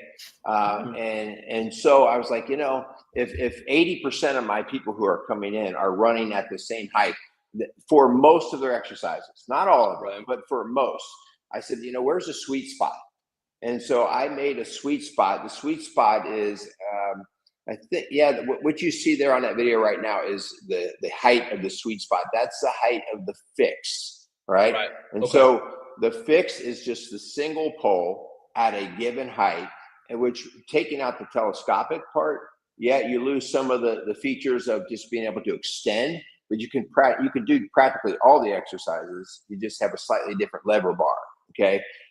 Which that really helped break down some of the costs. I still make those out of aluminum, but I could actually now make those out of steel because I don't have to worry about the sliding telescopic part and the rust and all that stuff getting on the inside. So that would be something that we would consider doing. So the fixed one, is that also? So you said that's also aluminum, correct? How much is that? How much is that one weigh? Yeah, that comes in under 8 pounds. Okay, that's what I thought because it doesn't extend. Okay. Yeah. So part of the reason, so Brian, I think you heard that. So this is the product here that Merrill the Hutch has been making. You said you've been making it locally in small batches. So right. he's looking for somebody to do what you are doing with the Duffalo Bar. So there you go. All right. And Brian is actually watching right now, and so he said, hey, I'm looking forward to it. So there we go. Wait it out. All right. Yeah. And I think I said hi to you. Good morning, Donnie. There you go. What's up, Don? From Addicts Clubs. So, well, there you go. Brian said happy to help. All right. So we will connect you guys. Actually, I'll make sure that Brian gives his contact information in his interview. And then obviously you'll give yours as well so you guys can connect. Yeah. All right. Yeah. So that's what we're here for, man. Connecting people. Bringing people together. That's the whole point of it. Yeah. Now, let's go back to, like I said, cost, because you mentioned that the cost that you have to bear to just make the thing. And I mean, I like the concept, but I'm gonna tell you just flat out, people who are watching this right now, when they, I kind of zoomed past this part when I did the screen share originally, to not show the price because I didn't want to turn people out. I wanted people to just see the product first. Yeah. But look, $449 for one unit is gonna, kind of like scare people. And then even if we go with the fixed height one, let's see, I think you're right here. So your fixed height is still $299. Right. But you mentioned your costs. So how are you straddling that line, between, hey, I got to make enough on these to get my investment back so I don't go out of business. When at the same time, I got to attract customers. So how do you straddle that line? Yeah, well, a couple of things. One, it is hard to straddle. Okay. And so we're just keeping our head above water. Okay. And that's why it really, good times. It's just difficult. And that's just part of the business. But one of the things I try to really emphasize is you're looking at one piece of equipment, but I will do more with this one piece of equipment than any other pieces of equipment that you have in your entire gym. All right. Your squat rack, all of your different, lat pull downs, all your different things. I will do more exercises on this. And that's why it becomes kind of a home gym deal. I have all kinds of fitness equipment in my house and in my gym. Right. This is my go-to because I can do squats, I can do rows, I can do presses, I can do endurance stuff. And so it really is about the value of the amount of money that you're spending for what you get out of it. And so even though originally I would have loved to have the adjustable sitting at the $299 mark, and the other one sitting more at the $199 or less. But that's just not the reality. The reality of it is when you go talk to fabricators, and they're making $65 an hour. Well, it doesn't take long for them to say, guess what? This is going to cost you $500 just for me to make it. Right. That's just the reality of it. But I look at the value of what you. I mean, your volume too, because as your volume increases, when you are able to get with a distributor, maybe if the volume increases, then individual unit costs might go down as well too, because they're looking at well, I'm making this many, this is what it's going to cost. But you expand out the amount, then the price starts to go down just a little bit. Hopefully. Well, so, yeah, because right now what it is, I go in and I say, hey, I need 15 of these made. Well, the fabricator is not going to change his entire shop around. He's not going to build templates and do all this stuff for 15. He's going to do it one at a time. So there's none of that assembly line work where you would cut down your time. 100%. Yeah. 100%. So, yeah. So shout out to my man Teefs. We were talking about something else earlier. So thanks for waking up way too early. Coming checking out the show here. Talking to my guy Hutch from Kettle Bar, from the Kettle Bar, and also Rock Solid Families. That's right. Thank you. But let's flip the question on some of the earlier question on its head, because we're talking about facilities, right? And you said like their biggest negative was that they'd have to buy so many of them. And I guess when they saw the price tag, they're like, whatever. Yeah. But at the same time, I also understand that they look at something and you tell them it's aluminum. And I know some of the people who are watching, because we've got like their nightmares of aluminum products in the home gym community that bend. There's a company whose name I won't mention that was saying they claimed to be selling a steel power rack.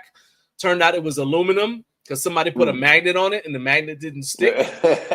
We've seen equipment bends. In fact, in the segment before yours, we're talking about a bench that bent under a load that it should have been able to handle. And so when you say aluminum, immediately like, okay, how durable is this thing? So talk about the product testing that went into, because you said you got prototypes in that room. Talk about some of the product testing, like, the ways you tried to break it to make it sure it's safe. To kind of address those concerns. Yeah. So definitely durability is important. Safety is important. And so our biggest testing has been me beating the heck out of these things. Everything from dropping them to overloading. Right now, we rate these things to put 100 pounds on them. Could it hold more than that? Yeah, it can hold more than that. But just for safety's sake, we rated at 100 pounds. Now, I will tell you, the steel ones, I've never had any issue with the steel ones other than the rusting up inside the tube, which was significant.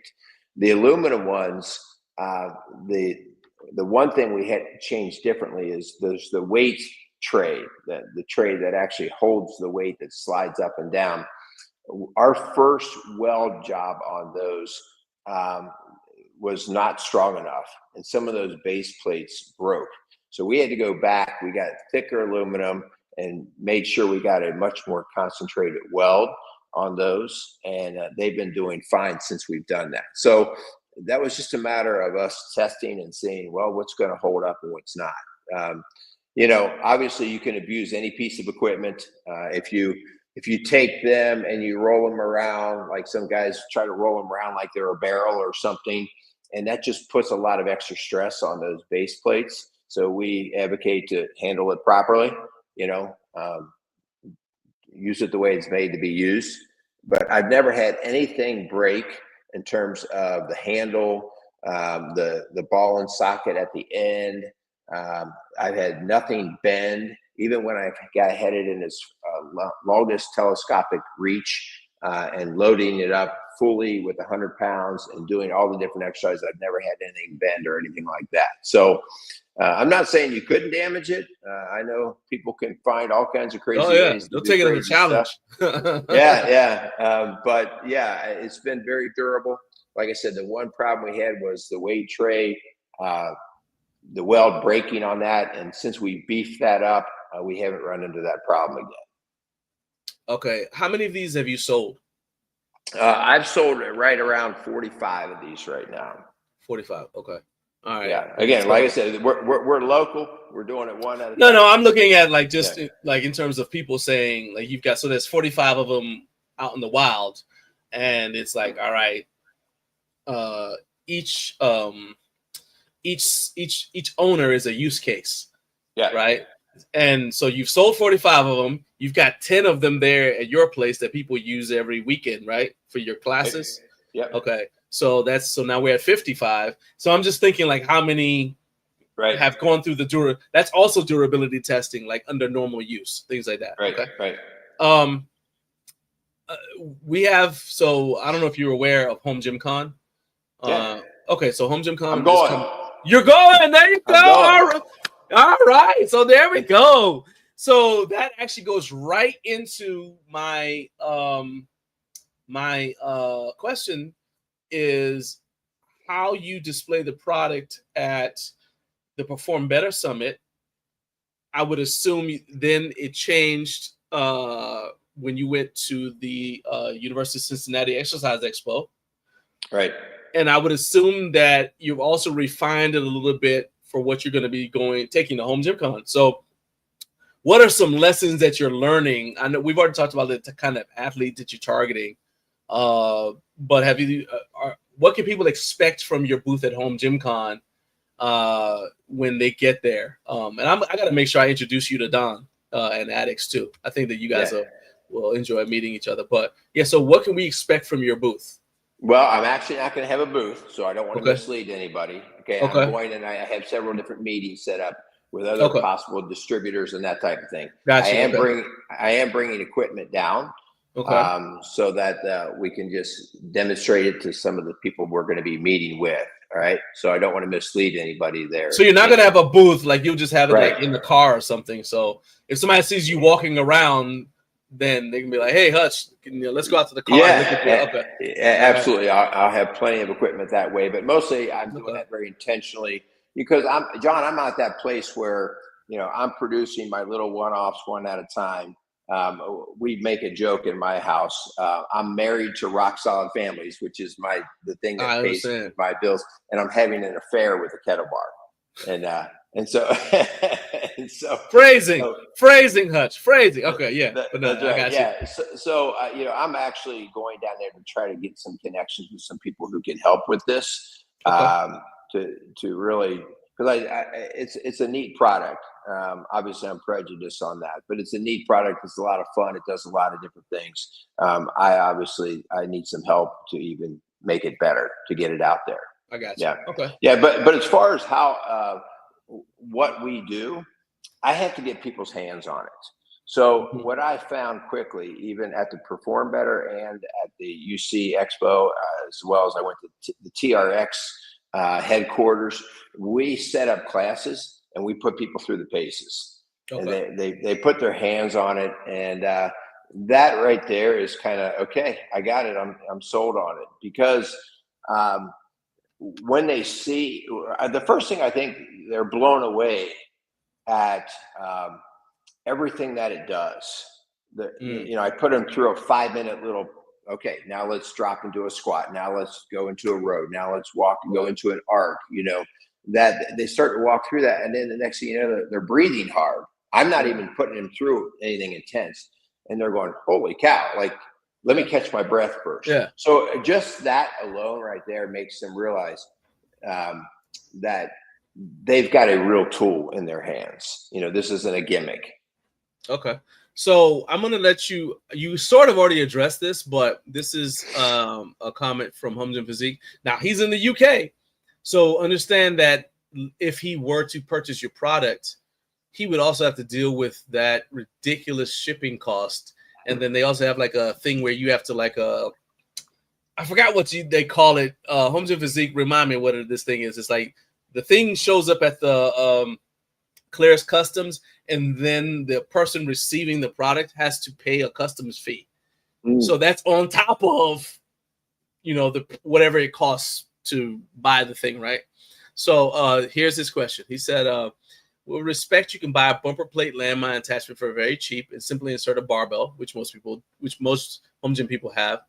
He said, I think your price is way too expensive and it would be wise to lower. So yeah. So what's your response? Because like I said, I knew that the cost was going to be like the thing, that, and you also got people who are going to be like, oh, I can just make that myself, right?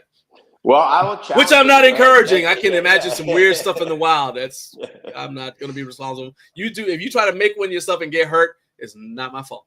Not my fault. All right, but go ahead, Hutch. Respond to that. Yeah. Well, so first off, I would respond to that by this is not a landmine, okay? And so the landmine is actually, I've used landmines for a long time. Landmines allow you to do many of the different exercises that we do, all right? But between the grip, between the point that it doesn't come across the top and go back to the other side, so front to back, side to side, because of the height of the kettle bar allows me to come across the top. The rotational part where I can actually grab it with two hands and work the rotation of first strengthening around the spine and then learning how to engage the hips to do the rotation through the hips. These are all things that are significantly different and I think much more effective than a traditional landmine. Also, the fact that it's portable, you have to take the landmine and attach it to something or put it into the corner with of a the wall. 7-foot bar, whereas with a 7 compressed. Yeah, I got you. Compressed, and just everybody's hand is different, and you're working off a regular sleeve of the bar. So this between the center bar and then the kettle bell shaped handle, I got so much different variation. So I can get a lot more out of the kettle bar than I can a landmine. Yes, there are similar exercises for sure. So I'd never sit there and debate that. The big thing is you have to decide what it is that you're going to actually use it for. If you're just using your landmine to do some rows or some presses, then stick with it, right? Like if that's all you're using it for and that's what you like, that's great. But if you're really wanting to do a lot of different things and learn how to use the kettle bar, then the door is wide open. There's a lot to do. So I think actually now that I've seen your videos again while listening to you, because obviously I watched the videos to prepare for this, but while listening to you discuss it and watching the videos, the thing that popped in my head was actually the Viking press. So a lot of you guys who are watching now, you're familiar with the Viking press attachment that you can put on a landmine, right? So the kettle bar seems to give some of the things that a Viking press does, while at the same time retaining the things that a Viking press takes away. Because if I were going to do like rotational core movements with a landmine, I would take my Viking press attachment off. Right. But with the kettle bar, it seems like you don't have to take it off. So that speeds up the transition between movements. Yeah. If I want to go from this to this, I don't have to take it off.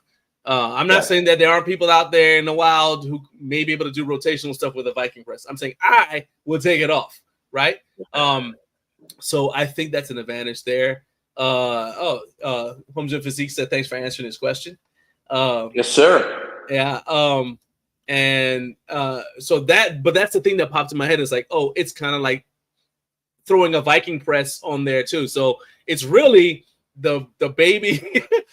We're really straining this analogy now. Kettlebell in mine, and then we splice some DNA from a Viking in there too. The value, so the value added tax, that is something else too. So yes, you do have the value added tax. Trevor, if somebody's buying something in England or in the UK or Europe or whatever at all, but you still have to pay that even if you're buying something within the UK.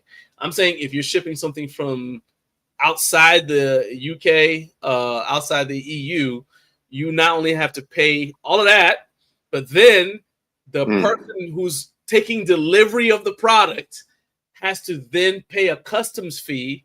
So it can show up at their door and then they see the customs fee and decide if they want it or not. And if they don't want it, they decide, no, I'm not paying that fee. Well, then I don't even know if they send it back to the original owner. It could just, to the seller.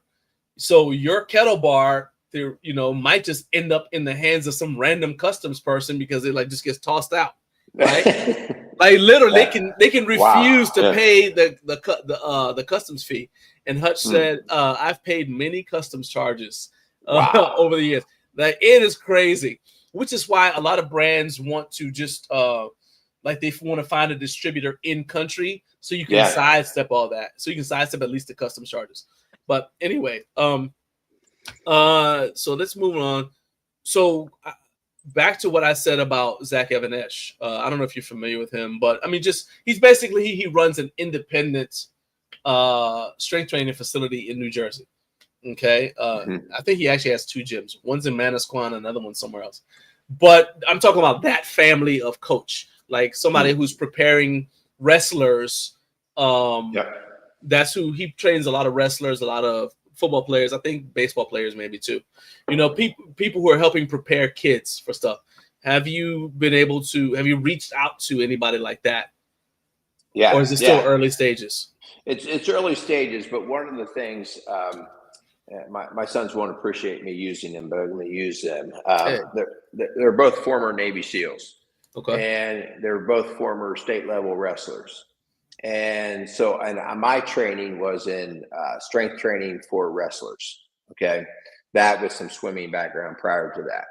And so I use this with the whole wrestler mentality. Okay, because you've got so much rotation when you're lifting and throwing guys and that kind of thing. So getting it out to those kind of guys has been kind of fun. So yeah, I talk to those kind of trainers, which I like those trainers because they're not just after traditional lifts, which not to say anything bad about the traditional lifts, but they know first off, I've got to get some endurance in my lifting, and I also have to be able to do lots of different multiple playing. The Navy SEAL training is not about how big and strong, but about how agile and conditioned you can be. And so it's a great tool for that type of thing. And those are the type of trainers that when they start messing with the kettle bar, they go, oh yeah, I get it. This is good. Yeah. So those are the kind of trainers that I try to seek out. Okay. And I mentioned that you guys are on the Perform Better site. So just a couple more questions from me. What have you found is the ROI of offering the product through a distribution outlet like Perform Better? Is it just basically volume of traffic? Like there's more people coming to their site versus, maybe your site? Like what do you get out of it as like on your end? By selling through the distribution outlet versus selling you on your site?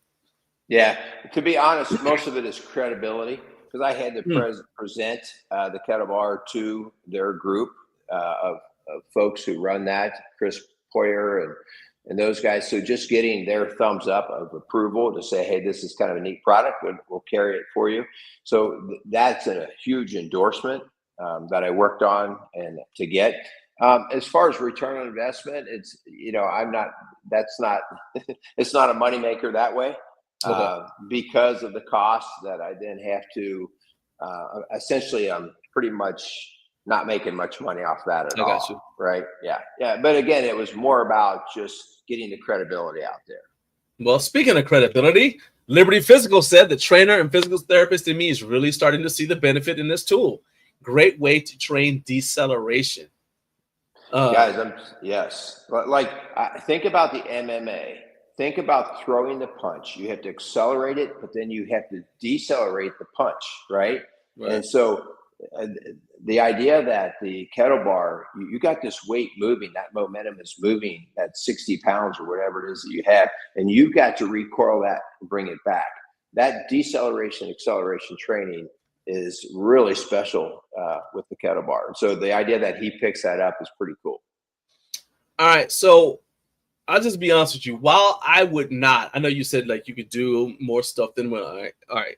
I would just be honest with you. I would not replace my home gym with one of these. Right. However, I can definitely see getting one to put at my dad's place. Because if I go there for 3 days, right now I got to find somewhere to lift, or I got to take a bunch of stuff with me in the car. This is something I could get and just leave it there. So my wife and I have a way to train. Like we could train on his back porch, and it's compact. And this thing looks like it essentially takes up as much room as a mop and a bucket. So, I can kind of, so when I'm not there, it's not taking up a ton of room at his place. But then when I am there, I've got a effective way to train all of my movement planes without feeling like I'm missing out on something. So I think that there's a definite use case for the home gym, whether someone is setting up their first home gym, or if they are like me and they've got one and maybe they're looking for something that they can put in at a secondary location.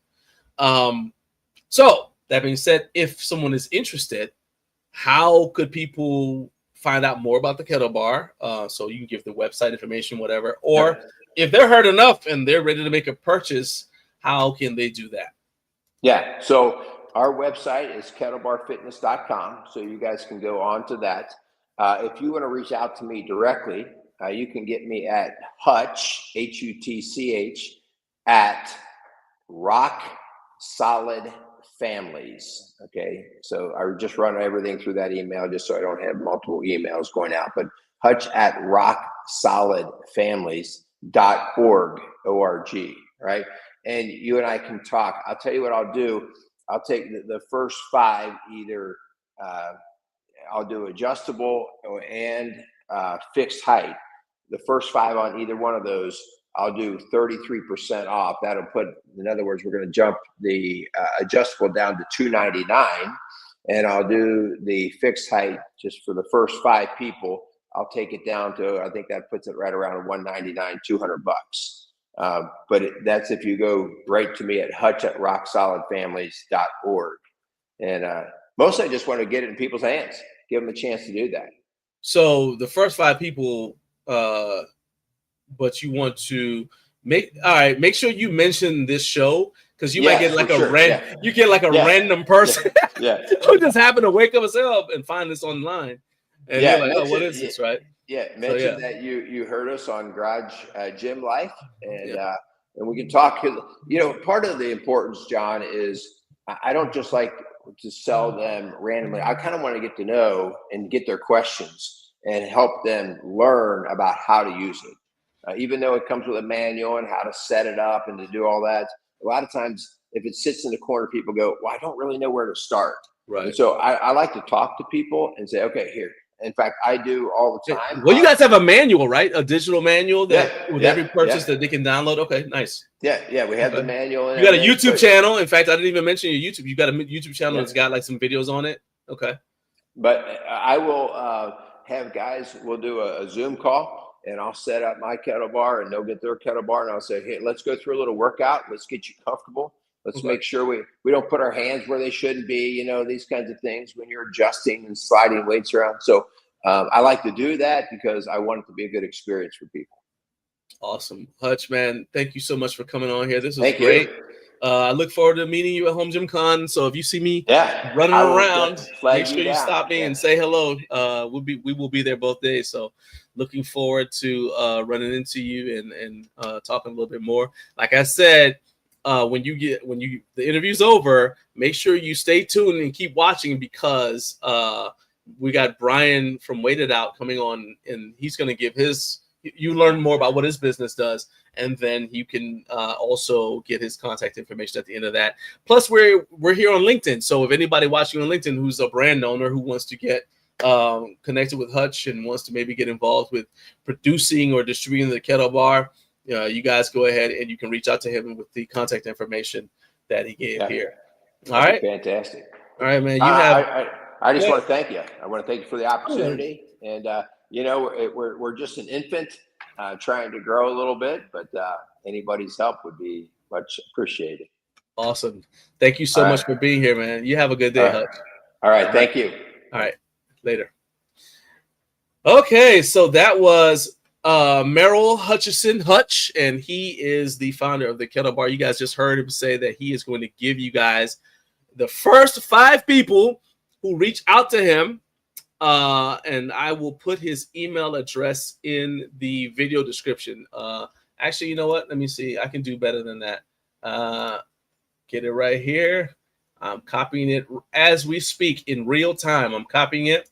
All right. So you can email Hutch at this link right here. So the first 5 people, you're going to get 33% off, which is significant. Okay. Now, I do not know if he ships to the UK. So Home Gym Physique, I don't want to get your hopes up, but You get 33% off. You can put that towards the customs charge if you want to do that. All right. Now, let's go ahead and let's see. It is 8 a.m. So shout out to the Mountain Time Zone. Thank you for joining us here on Up Way Too Early with Garage Gym Life, which is the best live at-home fitness show on planet Earth, in my humble opinion. All right. I am second to none. And that is because of you guys and how much you interact in the live chat with me in order to make this show something that is truly, truly special. I watched a live stream yesterday, and there are a ton of like just random, unrelated questions, off-topic stuff that was being in the guy's live stream. He was trying to get some points across, and I don't have to deal with that. I really appreciate you guys for how much you guys add to the conversation. And we're going to go right into our next guest because he is tan, he's rested, he's ready. I see him. He's got that fire in his eyes. All right, I saw him. I think he was stretching earlier. My next guest is Brian Fleck, founder and CEO of the world leader in space-saving weight plate design. Weighted Out has some extremely exciting products coming down the pipeline. So I had to get Brian out of bed a little bit earlier than he probably wanted to come here and unpack it all for us. So, Brian, what? Thank you for getting up way too early, man. What's up, man? What's happening with you? How you doing? You're okay. You don't look nearly as sleepy as I thought you might be. You don't look nearly as sleepy as I thought you might be. Well, I got up. You're making it. It's all right. I went to bed late, got up early, had a long night, dinner with family. Oh, wow. But it was okay. What?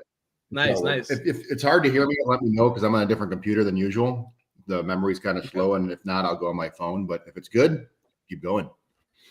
There seems to be like a slight lag, but we're making it. We're making it through it. So sound is good.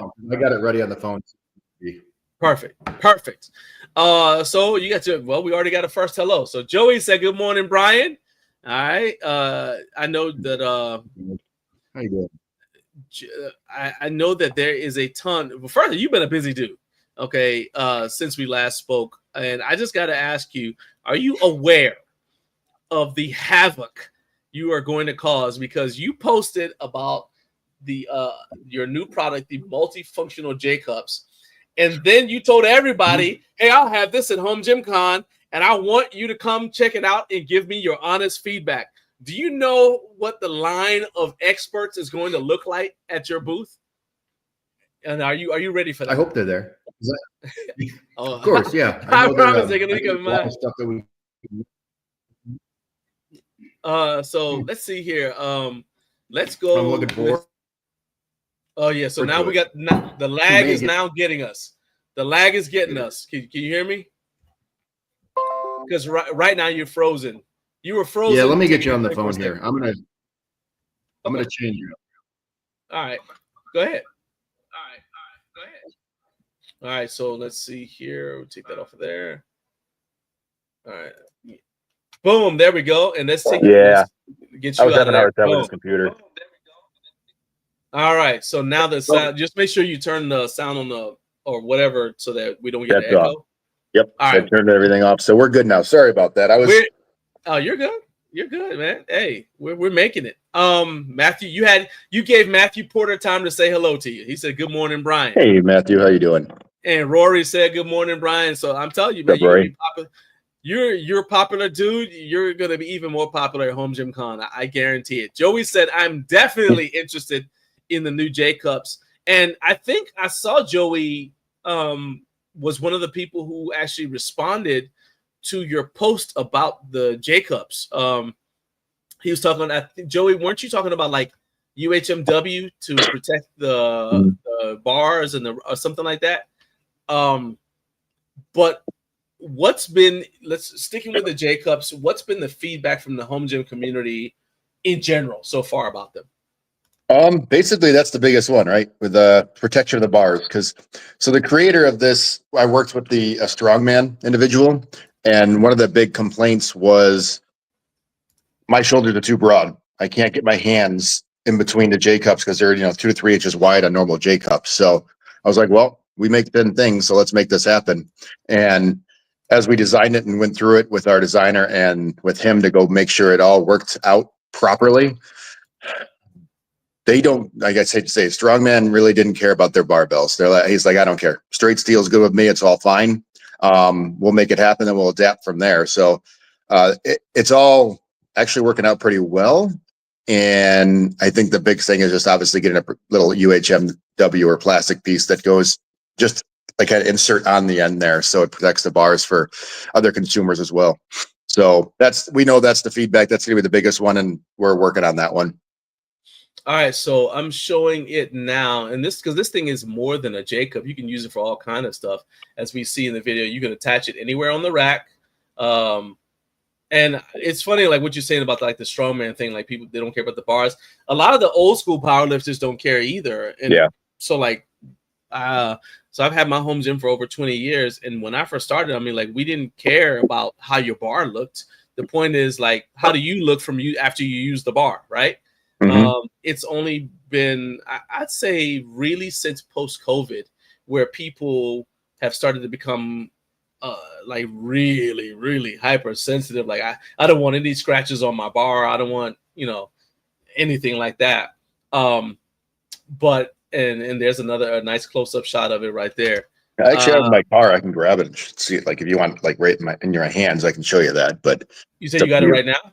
I got it right outside here. I can grab it in like 3 seconds if you want me to. Yeah, go ahead, grab it. Yeah, go ahead, run get it. I promise you. All right, so we've got. Let me make some adjustments real quick. That actually gives me some time to do some stuff. All right, so so Brian is going to grab the multifunctional J cup, right? So this is he's actually looking for feedback. So this is an opportunity for you guys to tell him what you think. Ask your questions right now. So this is actually prime time for you guys to ask stuff ahead, especially those of you who are not going to be able to see it in person at HomeGymCon. All right, so he's back. He is back. Back again. All right. Brian's back. Tell a friend. All right, there we go. Oh, that was nice. It's a very simple concept. Obviously, it's a piece of steel. We're going to make it 10 millimeters, that's going to hold 3,000 pounds. I mean, nobody's going to use that on there, obviously. So the two things we're obviously going to fix, is the ends here where the bar goes on to. It doesn't look strong. This is stronger than most J cups in the world because of the solid steel aspect. And we're also going to, obviously the bolts are going to be a thing. People want to have a quick change aspect, but you don't need to put the whole thing in. I mean, I just screw it in and screw it out. It's based off of leverage, so it's not going to go anywhere. And the other big feature of this is the reversibility. So you can put it on the inside, or you can put the other side. You have the outside stance. That makes sense. So your bar can be on your hands can be on the inside of the squat rack, or they could be on the outside, basically. So you can change it, depends on what your body type's like. So those are the two things. I mean, we'll engrave on there, whatever. We can custom engrave on it if we need to. We can put our logo on there, whatever the case may be. But it's a piece of metal at the end of the day. So it's a strong piece of metal and made in the USA. Honestly, the cost, in my opinion, is a lot lower than most J cups that don't have multifunction to it. Don't have that part. And it looks like Sid from Ice Age. So, as you predicted, there was a bolt question. So Joey wants to know, are you coming out with? You think about coming out with pins, like quick release pins, or even because might just use like mag pins to hold it on there. So I mean, right now it's just a 5/8 bolt. So it's technically, there's probably stock products out there. You have pins that you can get on the internet somewhere. Just use it. It's when I try to make things, I try to make it versatile, so you don't have to go to me to buy things. You can go right on, line and go somewhere else to buy what you think is best for your product and what your use is. Some people are happy with just a bolt. They're like, cool. I move it a couple of times and it takes me, 30 seconds. And some people want that functionality so they can adjust to their needs. I don't ever want to say like, this is best for you. I want you to make that decision and make it versatile on the products that make sense for yourself and what you're doing. So I think So I see Rory's suggestion. It kind of goes away from what you're talking about with the versatility thing, but I can also see what he's talking about. Yeah. He says if you're going to choose to go with a bolt and a nut for mounting, he said I would highly recommend welding the nut. So I'm assuming he means welding the nut onto the actual product. Correct. Yeah, he said the that same makes way sense. surplus welds their nuts on the racks. He said that way it's still relatively quick because now you only got a bolt to deal with instead of a bolt and a nut. But then again, now that takes away from the idea of just using a pin. Now you have to have two different versions of it. But hey, you got 2 votes for welded nuts. So Yeah, that Joey makes said, sense. he's into that. Shouldn't be too hard to do so. Just when I make stuff, I try to keep the cost as low as possible for the consumer, of course. So the more processes we add to it, the more expensive it gets, of course. But again, if people are going to pay for it and it's better for them, then yeah, why not? And I will say things change all the time, right? We may have different adaptations. We may have different options. Like, hey, you can have this one, you can have that one, whatever you think is best. It's going to cost $20 for this one or $20 less for that one. Same results, same function, just a matter of what your personal preference is. All right. And you said, so I know I asked this, but Trevor also wants to know, will they work with mag pins or hitch pins? I'm sure. You said the 5/8, right? So 5/8, yeah. And trying to figure out if people have 1/2 inch or 1 inch racks, mostly 1 inch racks. Right. I mean, if you have a 1/2 inch, you can kind of buy a shoulder bolt from, a MSC McMaster Ranger. You can get a shoulder bolt pretty easy, and then it expands the diameter to fit in these things. But if obviously to get bigger to a 1 inch one, it's probably easy to drill a hole right through it. It's a 1 inch hole. I mean, again, it's a piece of steel. You just take a piece of drill with a 1 inch bit and then just drill through it. If we make tons of variations, again, the price will go up because now I have stock more, and I'm trying to keep it very universal. But we'll see how it all goes. If it sells a lot, then hey, we'll keep making different types. It's just a matter of time, right? Well, we already got an order placed right here for the purple version. So I'll tell you, Joey said he wants to know how much for the purple one. Rory said pins are certainly quicker, but I understand that some people wouldn't feel comfortable with 700 pounds on J cups held on by speed pins. So he said, well, it's just an option. I do like the idea of having different versions. Yeah, I think it'll be okay with that just because the leverage mostly. If you're holding down and it's pulling this way on the J cup, it's not going anywhere usually. Right. So it should be okay. But again, testing is more important. Yeah. I mean, I like what you're saying. Like, basically, I want to keep it as basic as possible so that it's as inexpensive as possible. Mario's laughing. He said, yeah, now they're going to say they want UHMW on the inside and outside so it won't scratch the rack. And Trevor said he wants 2 versions, 1 5/8, 1 1 inch, and then allow the option for bolt or pins, which, as you said, again, it's going to drive cost up a little bit, but the market speaks. So people buy, I make. That's it. What? That's basically the philosophy. Like, hey, it's kind of like I say, hey, if you watch more of this kind of video, I'll make more of this kind of video. That's right. Something that I do want to know is like, what sort of feedback are you looking for, though? Are you looking for? Is it like, hey, whatever you want to tell me, or is there something specific you're trying to find out, like pricing, like how much people are interested in paying for this, potential use cases, or just like what would be the most helpful to you as far as like feedback? I mean, it's such a simple thing that I kind of know where the critiques are at already. We already addressed 2 of those, and that's probably the most that we'll get on these. When they start using them, they'll understand. I mean, you can hold the axle bar on here too. It's made it big enough so it can lay down on there, so you can do both if you want to. But yeah, I guess I would like to see how versatile it really is. Like if you're using this on your rack and you can put up different carabiners or pulley systems, or what else can we do? Right? I think there's more to this than just what I've thought about. And like to see what other creative ideas people may have to do with this. Okay, so like different ways to use it. I got you. Correct. Yeah, that makes sense. So we still have more comments about holes. So it said Rory says try the stacked holes he has on his quick attach bracket. So essentially a 1 inch hole stacked with a 5/8 hole overlapping. And he said that's what he does. So he only has 1 SKU. Okay, that makes sense. Look into that. Joey said the multifunction capability to add a multi-point for pulleys and other things is really great. And so Carp said UHMW on the inside as well as being able to use a magnet or something like that. But he said he agrees that you just drop the holes there. And I'm trying to see what else here. Okay. I'm ready to it reminds me of the rack offsets. Okay, that makes sense. Interesting. So that's good information already. So I appreciate it, guys. I mean, this is good to know. You guys keep the comments about the multifunctional J cups coming. If you have more things to say, we'll go ahead and read them. However, I want to talk about your bumper plates. Well, the plates, right? Yeah. Because I'm seeing more and more brands come out with thinner bumper plates, which was, I would say, probably inevitable. The idea of the thinner steel plate has been a fixture in powerlifting for years, but I think your thin bumper plates were a game changer, because for the longest time people believed, well, you just can't make bumper plates thinner because then it takes away from why you have bumper plates in the first place. And then you're like, oh yeah, well, except for the fact I now have thinner bumper plates. So is it gratifying to go from people saying it can't be done to now people essentially copying you with thinner bumper plates?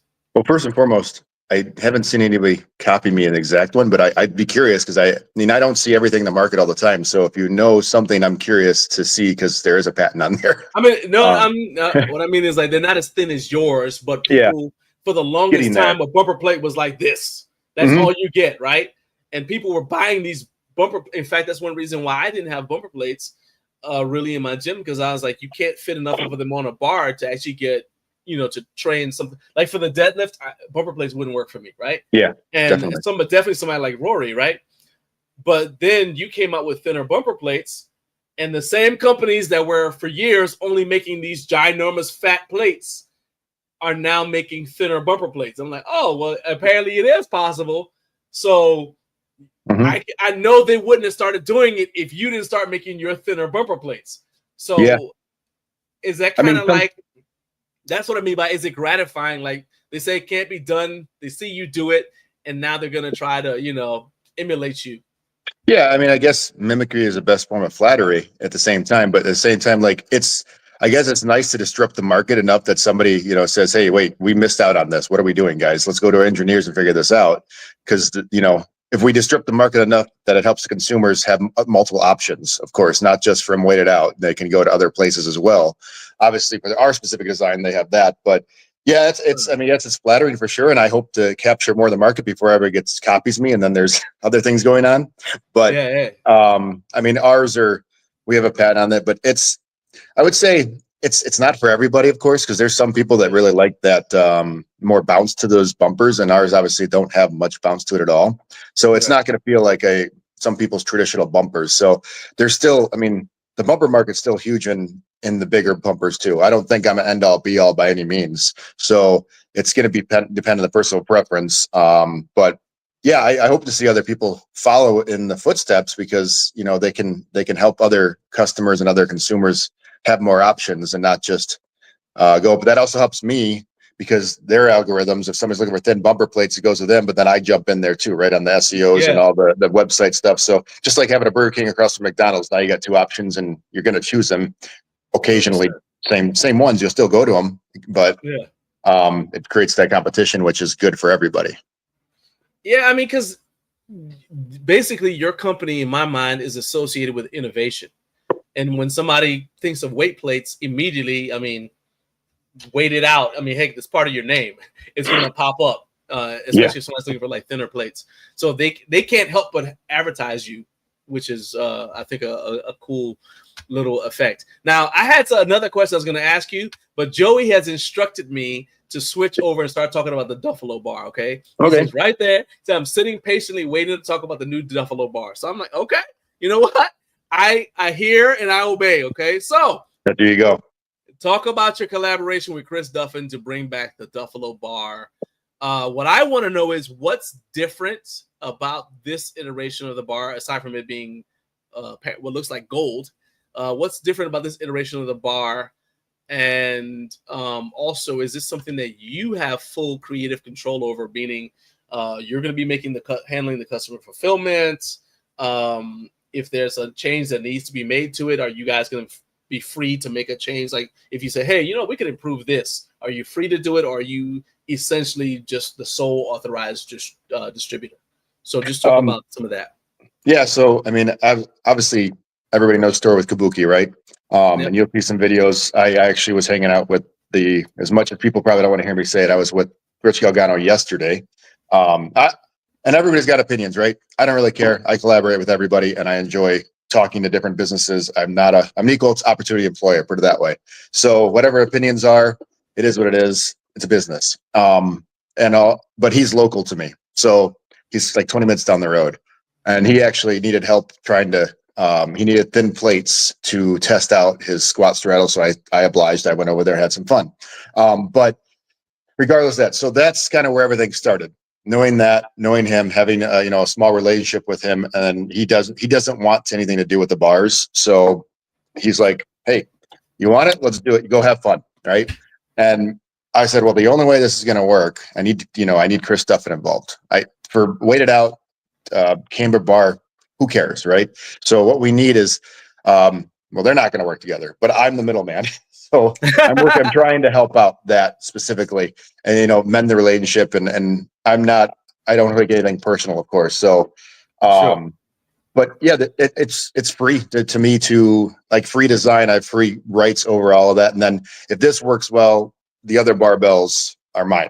Right. So we can do whatever we want. The market's got to buy it enough. If the market doesn't buy it enough, then it was a fun experiment and we moved on and we'll see what happens. And also, I know if Chris is listening, obviously we all have to promote it properly and show it off more. And eventually, once I make more, he'll be able to play with it too. But the iterations, we have to make a minimum amount of barbells to get the price we need, and for the consumers to get the price they want. So that's where I figured out, like, hey, it was too expensive before. And I noticed that, and I talked to the manufacturer that used to make them, and I was like, yeah, we can't make them in that price. So I have another manufacturer in the US that they easily can make it. So that's the way the price is better, is volume based, right? And that's why it's so important if customers want it, to promote it, to show it off to other people if they want to get it, because if we don't hit that certain minimum, we refund all the money and the experience, the barbell dies. And it's over. Unless we want to custom make it, but that's going to be extremely expensive. So that's the bar right there. That's why I mentioned the gold, the gold of it, the gold color. How many? Is it available for sale now? Let's start there. Yes, it is. So it's a pre-order right now. We're giving it about 45 days to hit a threshold, and we got a little countdown, and I think we've got like 8 or 9 sold so far, 7 or 8, I forget. So how many do you need to sell? We want to get to 75, which 75 doesn't seem like a lot, but a lot. It's you're trying to get 75 people, which there's a lot of people in the world that weightlift. Doesn't seem much, but it's still a uphill battle. So especially because in a pre-order, because there are people who are like, they always want to wait a little bit. I'll wait and see what happens. Which, to be honest, especially, and this is what I think about the Kabuki thing. All right. Yeah. I think Chris is a really innovative guy. He's got a lot of cool ideas. I actually interviewed him when his book The Eagle and the Dragon came out, and that was really to let you know how long ago that was. He didn't know what Zoom was when I interviewed him about it, right? And I've always been impressed with their products, the Kabuki deadlift bar, the Kabuki power bar, all their stuff. I think what ended up happening is I just think that they got overwhelmed in terms of trying to fulfill all the orders that they were getting, and I'm glad that he's getting another chance, because you've obviously got a lot of people who love the product, who are passionate about it. So I'm glad that you're bringing it back. I understand why Rich Galgano decided not to do it, because a lot of people who are complaining would not themselves just continually put money into something that was, not making money for them. So That's what I think about that. So Yeah, having said I'm with that, you. It's yeah, but having said that, that goes with the 75 orders thing, because you've got people who love the product, but now you gotta like, well, how many of them are leery because of what's happened historically? Like saying, okay, wait, it's a pre-order. Will this get fulfilled and that kind of thing? And that's where I guess your credibility in the home gym community is going to help you, I think. yeah. And I want to make sure I kept with tradition, of course, too, right? I mean, that's more fun to keep a tradition. You got to keep the pre-orders for that kind of bar. If you don't, then it's people are. I hate to say it, there's a demand, and in a market aspect, if you have more demand, obviously people buy more. Because if I just made these and tried to sell them, I don't think they'd sell as fast as I need to without a pre-order. But at the same time, that's why I'm putting a deadline on it, because I want people to know, like, hey, you have a deadline to get your money back if it doesn't work. It's not just sit there for 5-6 months and wait. It's not fair for them to do that. I need to know. And once we get to that 45 days, and if we're not anywhere close, then hey, I'm putting all that money back into the customers that bought it.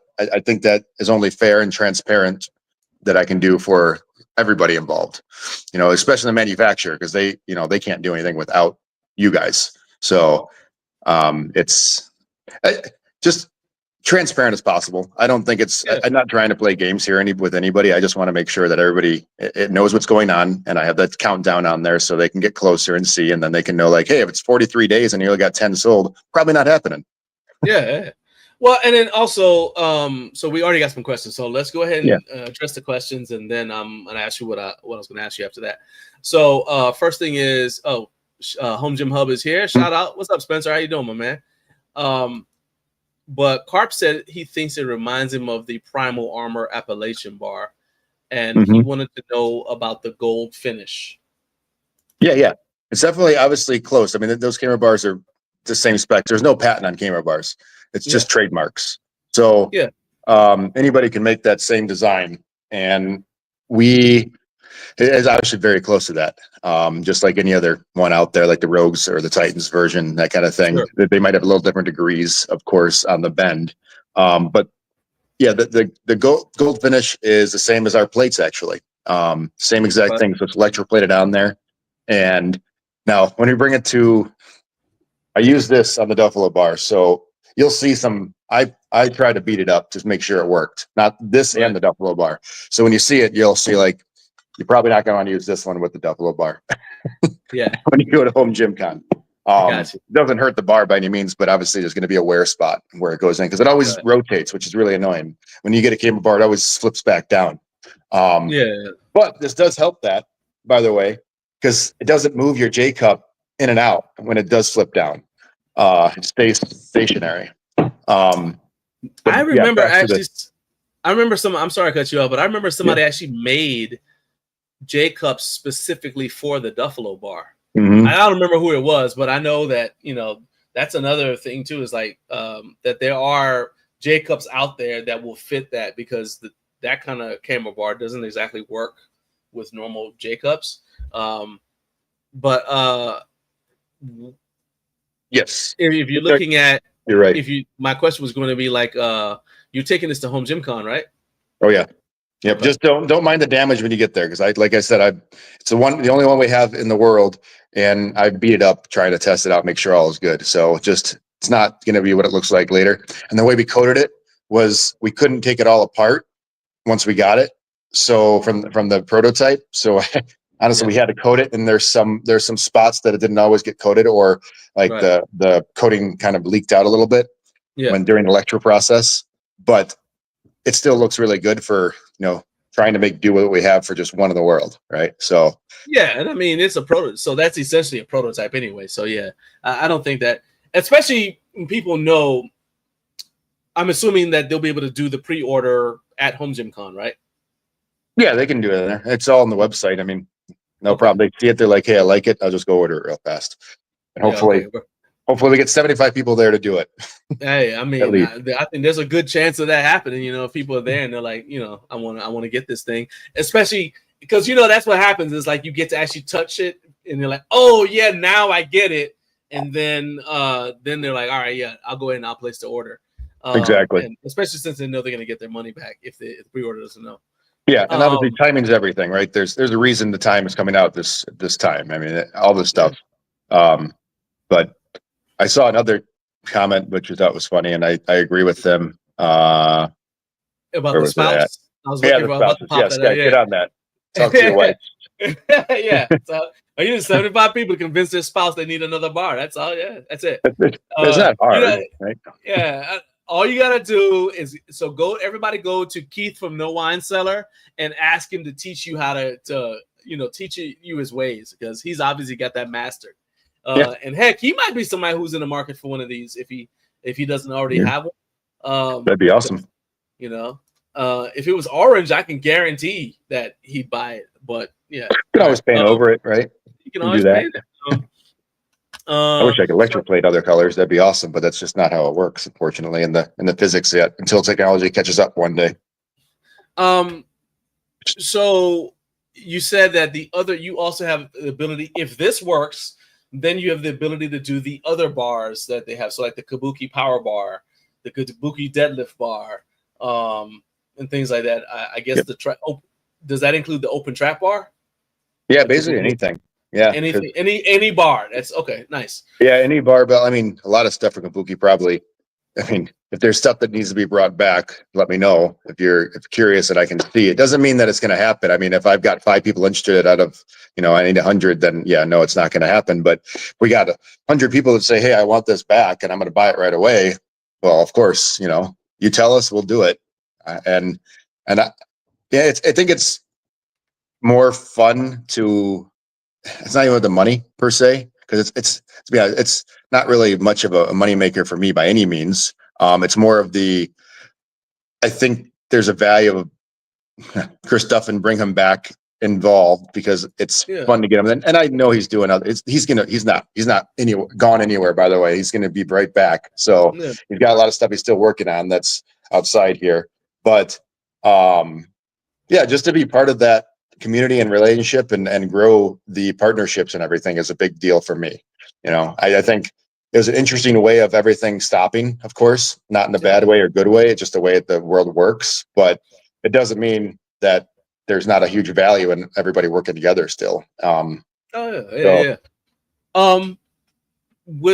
the bar, let's go some people will probably already know about it, but for those who don't know, what are the specs on the bar in terms of length and weight and all that? Yeah, so I don't have it off the top of my head, but it's going to be shorter in their bar. The sleeves are shorter.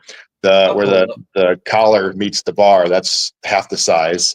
It's 5 pounds less, and it obviously the gold coated. It's just electroplated zinc at the end of the day, yellow zinc, to get that finish.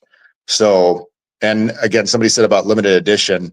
Yes, I think it was this is probably going to be one of those one-time deal only things. Like we'll go back to the original coating and stuff. But we wanted to make something more in demand, of course, that was going to show, I don't know how you say it. Just, it's a limited edition. You get it. We're going to, if you want more of them, then we'll have to we're going to do the regular coating probably. But if it continues going, I don't know if it's going to be limited or not. It's hard to answer that question. I'd like to be limited, but I mean, if people want to keep going, then why would I not do that? I got you. Yeah. So we can change up some of the things, some of the design, but yeah, the bar is basically the same. It's a little different, a little shorter, 50 pounds. Obviously the color is different. That's the big thing. I think the degree is like 2 degrees less though than the original. Okay. Which is not that much different, but you won't even notice it. But I actually took a video yesterday comparing them both. I was put them side by side, took some videos. So that'll be on social media soon, just to show the difference and everything too, so you can see that. I think the coating's better. There was a lot of coatings that were, I don't know if they changed it to Kabuki later in their career, but a lot of them are rusting, even with coating on them. And this coating is obviously not going to rust at all. Okay. So I mean, that's an improvement right there. To me, that makes it worthwhile in terms of like the changes you've made to it, or even the fact that you have it now. Because again, like I said, I think that they were getting overwhelmed. It's tough to make improvements to a product when you're overwhelmed, in general with everything else that's going on. So I think that the fact that Waited Out is such a stable company, you've got control of your manufacturing, and I think that your distribution, like your process in general, manufacturing, distribution process is under control. So you're probably the best person to shepherd this back into something that's going to be like, hopefully have some staying power. Yeah. So it looks like it's a 50-pound bar. So it's 50 pounds, about 80 something inches. Bar length is 7.5 inches. So people can kind of like gauge what that is in terms of their home gym. And there was something else the cost. Okay. So it's, you got it going for $550 and that's the pre-order price. Is that correct? Yeah, that's right. I mean, honestly, I'll pay the price probably no matter what, as long as, the market doesn't go up or anything steel wise, all that stuff. It's all made in the US. So, it's not, that was also the other big thing, right? The price point is a lot lower than it was before, because of that volume based situation. And we can't make one or two, but we can make 75 for that. And then Got you. So the reason I asked about the price is because one of the comments that I saw on your Instagram post was, and this is I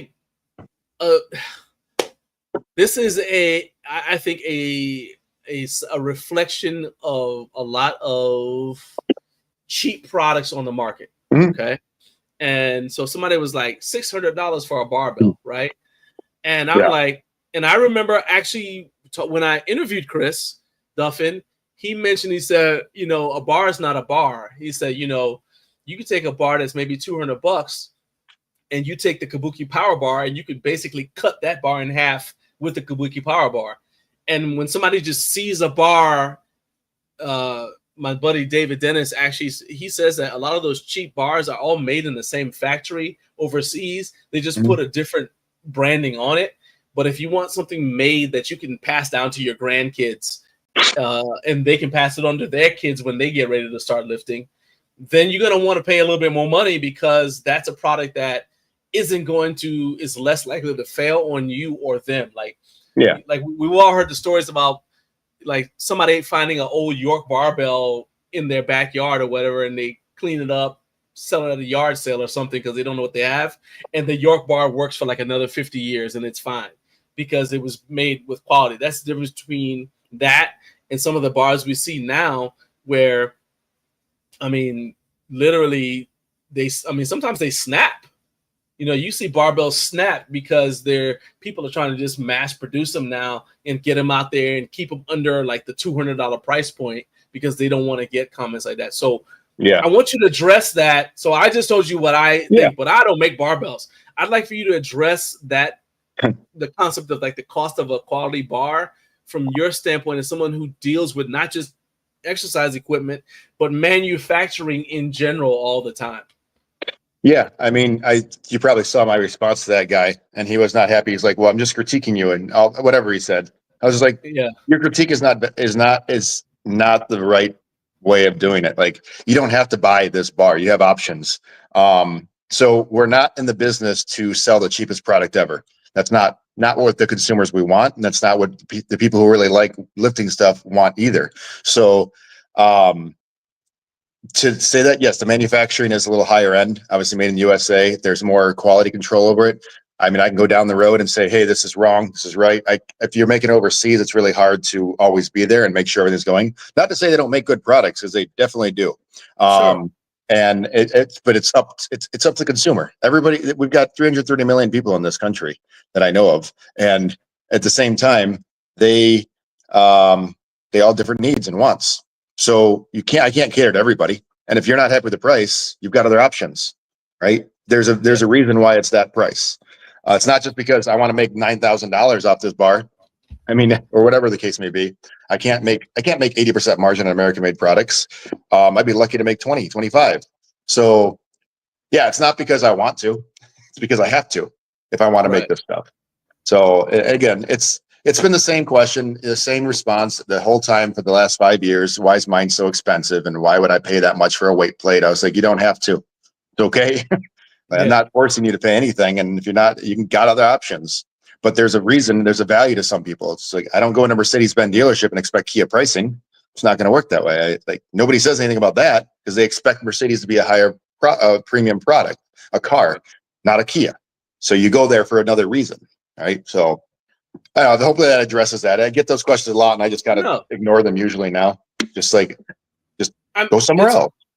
I mean, that's exactly what I was trying to say. It's kind of like, I always like to compare barbells to swords.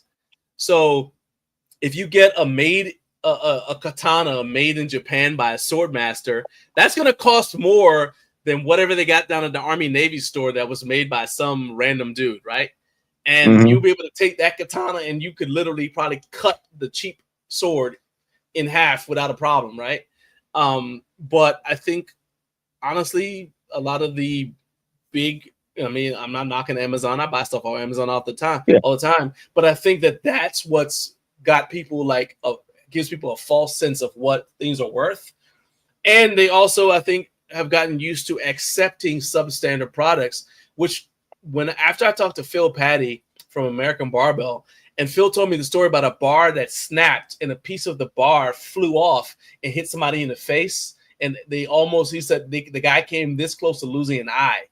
It's not something that you think about, but we think about, what about the video with Joe Sullivan where the bar bent around his body while he was trying to squat? And I was listening to an interview with Dan Green last night, and he said that as a result of that video, Joe ended up with like a nerve impingement that affected his ability to bench press. Yeah, he was able to finally put the bar down. He was struggling to put the bar down, but it actually injured him in a way that he wasn't aware of later on. So there is a value to paying quality money for a barbell that you can rely on to not kill you. You know what I mean? Yeah. That's a pretty big deal. The one goal every day is not to die. Yeah. I'm like, one thing I need kill to do. you. Everything else can literally kill you. Yes. So let's we got a bunch of comments. I see them all here. All right. So Joey says if you can reliably produce the nickel finish, that'll draw people in. I agree with that. That's a good point, because to be honest, it's easy to coat these things. It's hard to manufacture them. Let's put it that way. So making them is easy. I'm sorry, coating them is easy because it's just a matter of taking the parts and coating them differently. So maybe an idea in the next week or 2 weeks, I could say, listen, we have an option. Do you want it the gold color? Do you want the silver color? Because it's not gonna. The cost comes from the actual metal working and everything, not from the coating. I mean, the coating obviously costs money, but I don't have a minimum on the coating. I have a minimum on the end of manufacturing part. So that may be an idea, but it's not going to be nickel. It'll be zinc still. It's going to look the same. It's actually, the zinc is stronger, to be honest, for coating wise. It's the same thing that goes on your door handles at home. So I don't know if anybody's got any rusty door handles outside, but I don't usually see those. So that's the big deal about why we use that coating for everything, because it doesn't rust. And it takes, eventually. It takes a long time though. Right. So the only thing I can say about that, as far as the question is, door handles typically don't experience metal on metal contact. Whereas especially for the sleeves, if somebody's concerned about the sleeves, like the bar that David Dennison and I collaborated on, it looks good. It's going to last forever, but as soon as you scrape a plate on it, it's going to show damage, because it's a coating that's designed to be like the paint on your car. So it's like, because we wanted it to be rust resistant. You're going to beat. Gotta balance. You're not using it, then you're not going to break anything or hurt anything. So I'm more functionality over aesthetics. It just happens to be aesthetics sometimes works in the same way I make things. But we've had, somebody, they put the steel bar or the steel plate on their bar, and they said it scratched their bar a little bit. And I was like, you're not using it, you won't have to worry about that. But if you're using it, expect some wear and tear. It's like your tires wear down on your car, and you have to take care of it or anything, do some maintenance. But I work with a lot of strongmen, right? And they don't care what happened to their stuff. And again, I understand them. There's different markets involved. There's different things, but I also sell to a lot of very, 1%ers that they never complain either. They just want the aesthetics. And so they're like, hey, I got a barbell. Cool. I'm using it. We're good. That's just what I wanted. So So Nice. yeah, it's a hard one to address sometimes. Just again, personalities, preferences, and if that's yeah. what you're worried about, it may not be the product for you. We got a question. I'm gonna address this because if not, we're gonna. Yeah, there's a I'll lot forget here. it. I'm happy to go fast with them for you. No. It's just this one is kind of like off the topic. He said, Jared wanted to know what your thoughts are on all the electronic lifting products that are coming out, like the Voltra and stuff like that. Yeah, I think about that a lot. I think they're awesome, and I think that's the future. I mean, weight plates will be around forever, but they're not going to be as popular in the next 5-10 years. So as a business owner, I need to figure out what the next phase is, right? Weight plates are great now. They're good for things, and they'll still be around. But as you need more space-saving opportunities, then weight plates are good to solve a problem at this time, but they got the Voltra and all those other things that are going to be the future when technology hasn't caught up yet to mimic weight plates yet.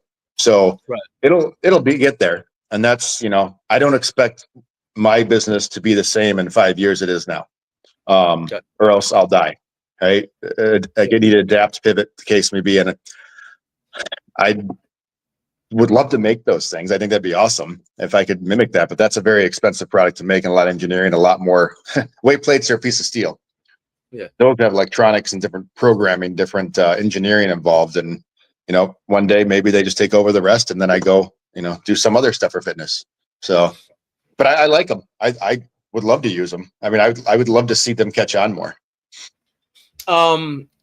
We got I'm going to combine some of these comments because they're talking about like the original used Duffalo bars that are they're on Facebook Marketplace and they're they're really relatively inexpensive because they're used. Yeah. Do you have any concerns about people going to buy? I kind of think I know the answer to this, but I'm going to ask it anyway. Do you have concerns about people going and saying, well, I'll just go get a used one off Facebook Marketplace? Or is it for you more like a new car dealer, not really worrying about the used car market? Yeah, I mean, I'm not going to worry with the used car. It's again, they're not going to buy the new one if they're looking for used one regardless. They're not I hate to say it, they're not the customer that they're going to buy from me anyways. So, but I mean, it's good to have that option for customers. That's why we have Facebook Marketplace. So you have more options for what you want. Just maybe your budget's different than other people's. So, I mean, not going to bother me. Now, hey, if you get that barbell though, and you want it coated a certain color, we could probably do something if you send it here. But that's there going to you get go. right back to the price because you got to ship it and everything too. Yeah. And that would bring me back to another thing that I want to say later. So just we'll get through the next question. I apologize, but I do have a service I want to. I think it's going to be a good service. That's what you're here for, to tell people about what you do. So heck yeah, I'm like, tell everybody. Yeah. Let's go. So let's go. Carp's question is about the sleeves. Is it steel on steel or are there bushings? There's bushings in there. Yeah. The bushings. Okay. Yeah. All and right. Don't quote me on that. I'll make sure because I've never had the question, but I mean, it doesn't feel like it spins on steel by any means, but I'll check because it's very, I'll look at that one. Yeah. Just let me get back to that because I'm pretty sure it's bushings, but I can't be 100% correct because I don't know the actual everything internally in it. I just said, make this. Whatever you do with the sleeves, cool. The sleeves I never had a thought process. As long as it spins and works well and is durable, that's what I wanted. So, gotcha. All right. And Joey says he agrees to basically anyone that compares a $200 bar to a $600 bar doesn't understand quality and manufacturing. Rory says he's permanently bent many cheap barbells at commercial gyms, and then once they're bent, they're useless. And let's see here. And then there's Carpet saying that he thinks that nickel. So what they were saying about the nickel is that it's sought after. People will pay more for nickel finish. It's sought after like stainless steel in the kabuki world. So yeah, I'd love to make a stainless steel version. That'd be awesome. I would love that. Yeah, I can see that being pretty hot. So we actually made it all the way through all the comments. So for now, okay, that's all good. Let's talk about your you've got some invites that you've put out invites for facilities and say, hey, if you want to be a demo location, what's the criteria for becoming a demo location? Are you looking for like a minimum number of amount of foot traffic every day? Like, what is it that you're looking for? Oh no, I would try to strategically locate or strategically pick the people who are going to be the try before you buy showroom gyms per se. And for weight plates, it's a good start, but I think it's going to if you have a hack squat machine or a big rack or anything, that's going to be more valuable for a showroom gym than my weight plates. Because some people might just buy a pair of weight plates, test it out. Okay, I want more. It's a small investment, but Right. there's really no criteria at this time, except for I'm not going to put 5 gyms right next to each other in the same area, because that's not fair for those gyms that were the first ones to be on board. But obviously you need plates, right? So there's a discount for commercial gyms. If there's a minimum, say, hey, I'll give you a little discount, like almost like a franchisee in a way. But Gotcha. I noticed there's only, when you're a gym owner, you only have a few ways to make revenue. And that is obviously memberships, maybe some clinics, some competitions, but your equipment's sitting there doing, it's not making you money anymore. It's A lot of times it costs you money because they'll lease it. Yeah. So why not use, brick and mortar fitness places aren't really around. It's hard to find. They're not that they're not there. It's just very far in between now because it's expensive inventory to carry. So you can go buy online a lot of things, but you can't try it out easily. Unless you know somebody who has something. But the goal is to help the gyms make commission, help the customers get what they really want, and try out things with, making a more educated decision when they purchase.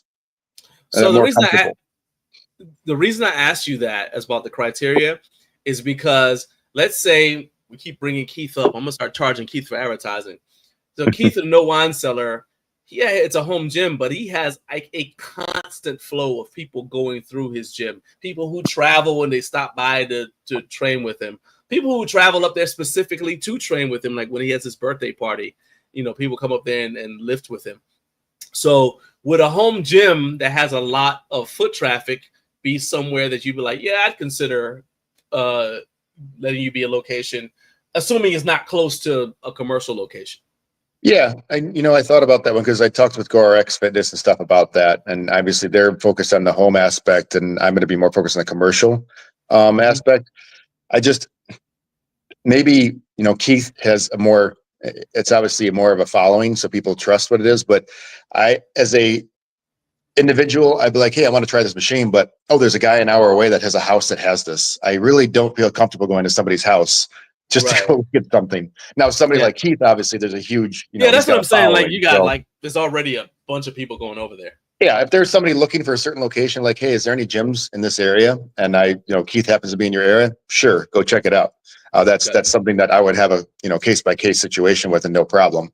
But ultimately, I want to keep it more to a public place because it's more comfortable for individuals, and it helps the gym owners out too, because now they have more attention to them to hopefully get another membership or have other clinics that people may want to go to.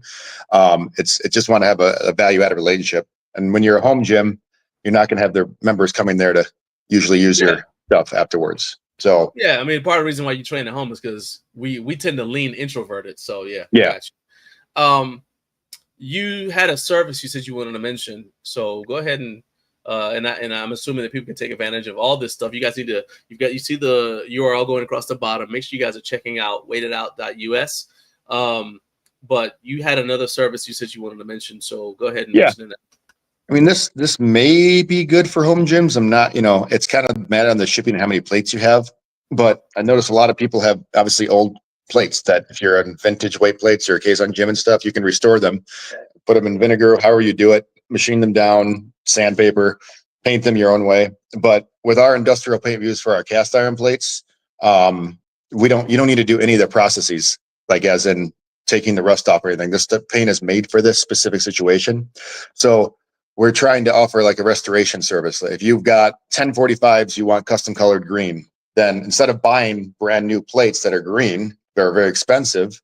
You could say, here, I want to send weighted out 10 plates. I want these green because it matches my theme of my home gym or commercial gym, whatever the case may be. And I think it's a service that nobody really does in an easy way, because shipping is an issue when you're sending 2 plates, and you might have to pay $50-$60 to ship 2 plates, and then you have to pay for the other paint, and then you got to ship it back. It's still cheaper than buying custom plates, to be honest. But that service may be more geared to like commercial gyms, barbell clubs, that kind of thing, that have old rusty standard plates everywhere, but they want to have a theme and a brand that they can easily send 145s and then say, I want these all blue. $10 a plate, here you go, get them all blue for you. So instead of buying your $250 custom plates. So Gotcha. yeah, I'm not sure. I still think it's a good service. I've been working on this for a couple of years. I just had Scotty K Fitness. We did our video and everything, and we restored all his plates and made him his theme gym. And he was happy with it. Well, probably you may or may not see an ad soon with that because it might not be your demographics and home gyms. It maybe go to commercial gyms more. But there's something there. I'm not sure yet. It's one of the things you try and you see what happens, and maybe maybe it's not there, or maybe we're ahead of the time. Maybe it's something that the shipping cost is so prohibitive that it won't make sense. I'm not sure, but I it just saves you a lot of time. I don't know. There's a lot to it. There's to straddle that line, you guys sell products like for cleaning. Do you have so that's not for like do you sell the stuff to clean the weight plates as well? I mean, I know you got like stuff to like just clean the gym and all that kind of stuff that's right there on your website, but would you sell the products for somebody to do it themselves? Let's say they only got like 2 plates. They went to play against sports, or let's use Rob as an example. Rob from Vintage Weights. He drives somewhere, grabs an old set of Jackson plates, right? But there's only like 2 of them. And, he wants to just clean himself. Would you provide him the stuff so he can do it? So, I know he already has it himself, but Yeah. I know what you're saying. So that's what I'm trying to do is the paint that we use, because it's so strong. I mean, it costs almost $200 a gallon. So it's not cheap paint, obviously. Right.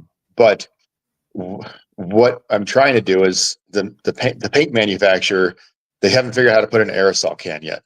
But there are systems out there like the Prevail system that you can put in a little cup, and then it's a one-time use, and it's got the CO2 that it sprays on there. So you can pour that paint in there and then paint your own with the same paint.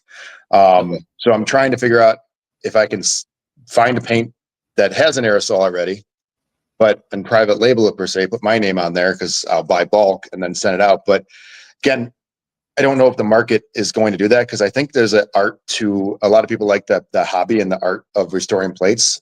Yes, my job, you put the paint on there, they're restored, they're going to last for a long time. Done. Takes you, 2 coats, an hour of paint, and you're done. But as in Rob's situation, it's a passion, right? It's enjoyable to do a whole process. So I'm trying to take away the process and say, like, just paint it, you're done. You can keep it rusty, make it easy as possible.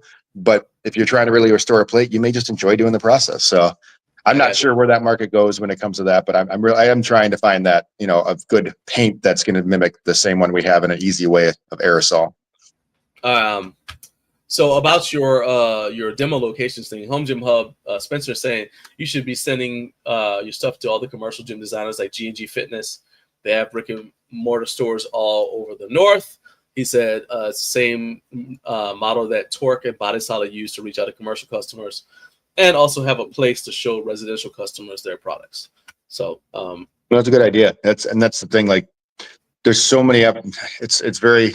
I'm one person, right? I'm trying, but I don't know all this stuff, unfortunately. That's just good to know. Yeah.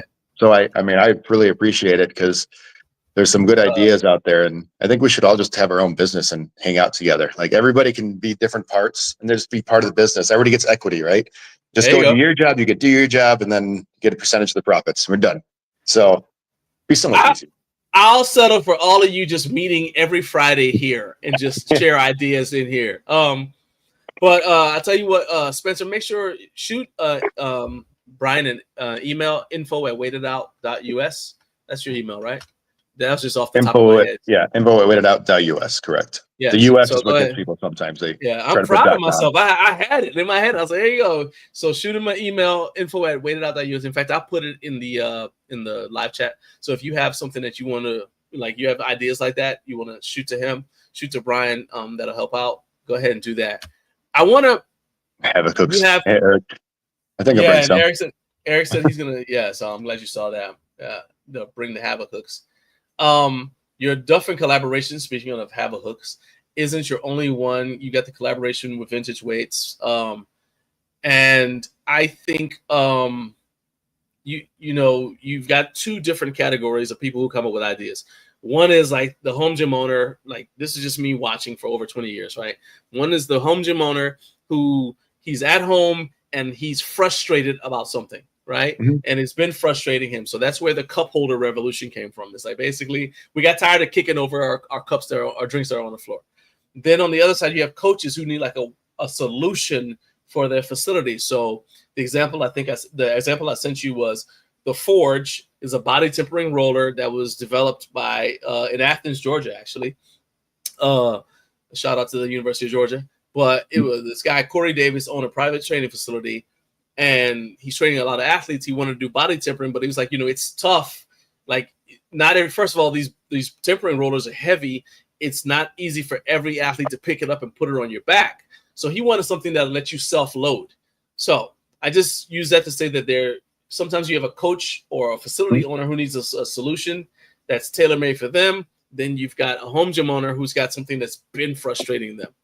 And then in either case, they don't have the resources to make their product something that is financially viable because, like we were talking to Merrill, to Hutch earlier, he's got the capacity to make like 15, right? So let's start to close this out with what do you look for in a potential collaboration? Like, oh yeah, this is something I could probably help you out with. And what are some things you're like, what, you probably need to go, I'm not the right fit for you or something like that. Correct. So, by the way, I have more time if you want to. I'm happy to keep talking. That's not a problem. I don't know how your time is, but yes, back to the collaboration. I'm very open to talking to people. There's ideas that have been brought to me. Of course, I was like, yeah, nobody's going to buy that. Hate to say it. It costs too much for manufacturing, but unfortunately, when you're a home gym or a commercial, somebody who's using the equipment that sees a problem, they don't understand the other back end of what that manufacturing, the overhead, the advertising, all that stuff costs. So sometimes politely, I'm like, what you're trying to make is a great idea, but it's never going to be viable at this time because of the manufacturing cost. So we like with this J-Cup, this is where this is like my opportune situation right here, because what we did was we tried to take all the welding out, everything from the process to reduce labor cost. So this is just metal bending. That's all it is. It's a laser cut thing. Then we metal bend it to give away the secrets and put holes in it, right? It's all there. So the cost is, more feasible for the consumer. But there's problems out there that I never see. And I want people to keep coming in to send them to me because I'm always open to talk. Doesn't mean it's always going to work out because it's not a right product. So it's really hard to say what I turn down or what I don't turn down. It's just going to be depend on what I see. And I like to keep things simple. If somebody overcomplicates something or it's a problem that only one person has in the world, but nobody else does, then probably not going to be a good one to go with. Hopefully that answered the question a little bit more. Oh, yeah. That's perfect. That's perfect. I think that's very helpful. I just put your email in the live chat so people can, anybody who wants to, and if you're watching on replay, I'll put Brian's email in the video description so you guys can just go grab it from right there. Last question. Jim Pub, please do send me an email. Jim Pub, I'm happy to talk. Yeah. So let's wrap up with HomeGymCon. Okay. You have a list of for sale items on the HomeGymCon page. Can someone place an order online and just pick up their stuff at HomeGymCon from you? Like, I don't know how much stuff you're bringing with you. You know what I mean? A lot. Well, I don't know if you want. I don't know what I'm saying. I don't know if you're like I'm already carrying all this stuff. I don't have room to bring like individual orders, or are you open to that idea? So I thought about doing like Eric with the Havoc cooks and everything. There are some other people that asked me, can I just buy this cast iron plate from you and I'll pick it up there to save shipping costs? And I was like, okay, no, I decided I can't do that anymore when it comes to like one-offs because I only have a finite amount of space in my truck. So I can't just keep putting stuff in there. So regardless, like everything else, we do have the HomeGymCon plates that we're having in the competitions. They're for sale and they're going to be available to pick up afterwards. Now, if you need them shipped, just let me know and we'll give you the shipping costs and we'll ship them after the event's over. So you can still get them. And if it's in stock, that's what we still have, but we only have a certain amount made. So once it's out, it's out.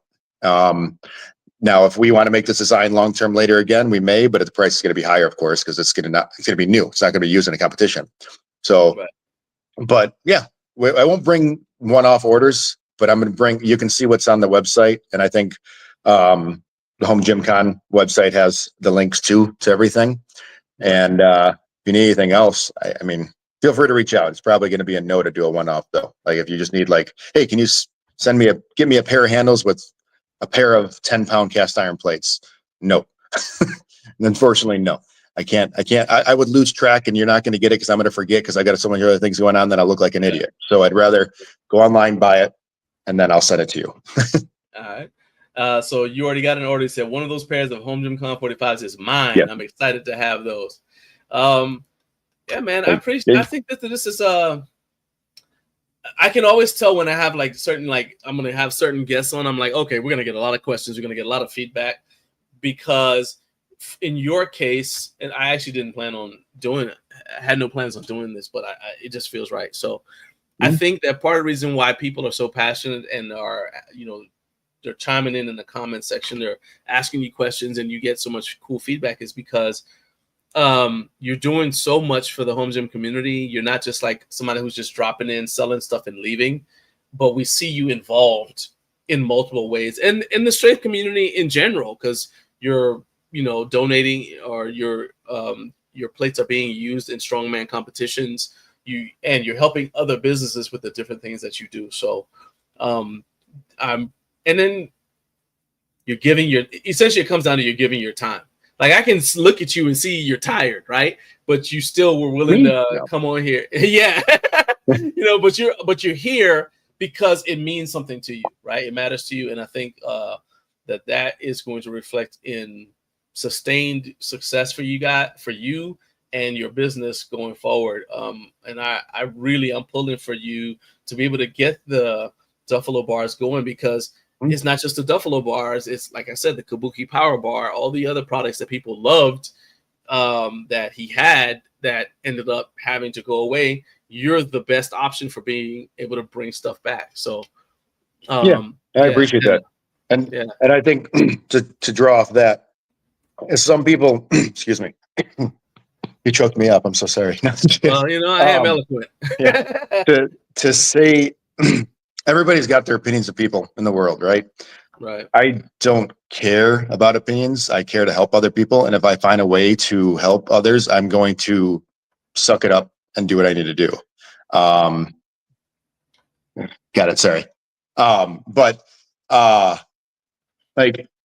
Things happen, business happens, it evolves, it adapts, people go back and forth, relationships happen, businesses die, businesses grow. I might not be around forever. Okay, cool, whatever. But it's nothing to be personal. It's a business thing. And if I like this situation with Duffalo Bar and putting those two back, well, they're not back together, but putting that middleman aspect and things like, that's my job. Right. And I like a lot of people. I don't care what they do. I'm going to avoid the bad things and focus on the positive things. But if it benefits the long term of the community and obviously the business and everything else, then we're going to do that.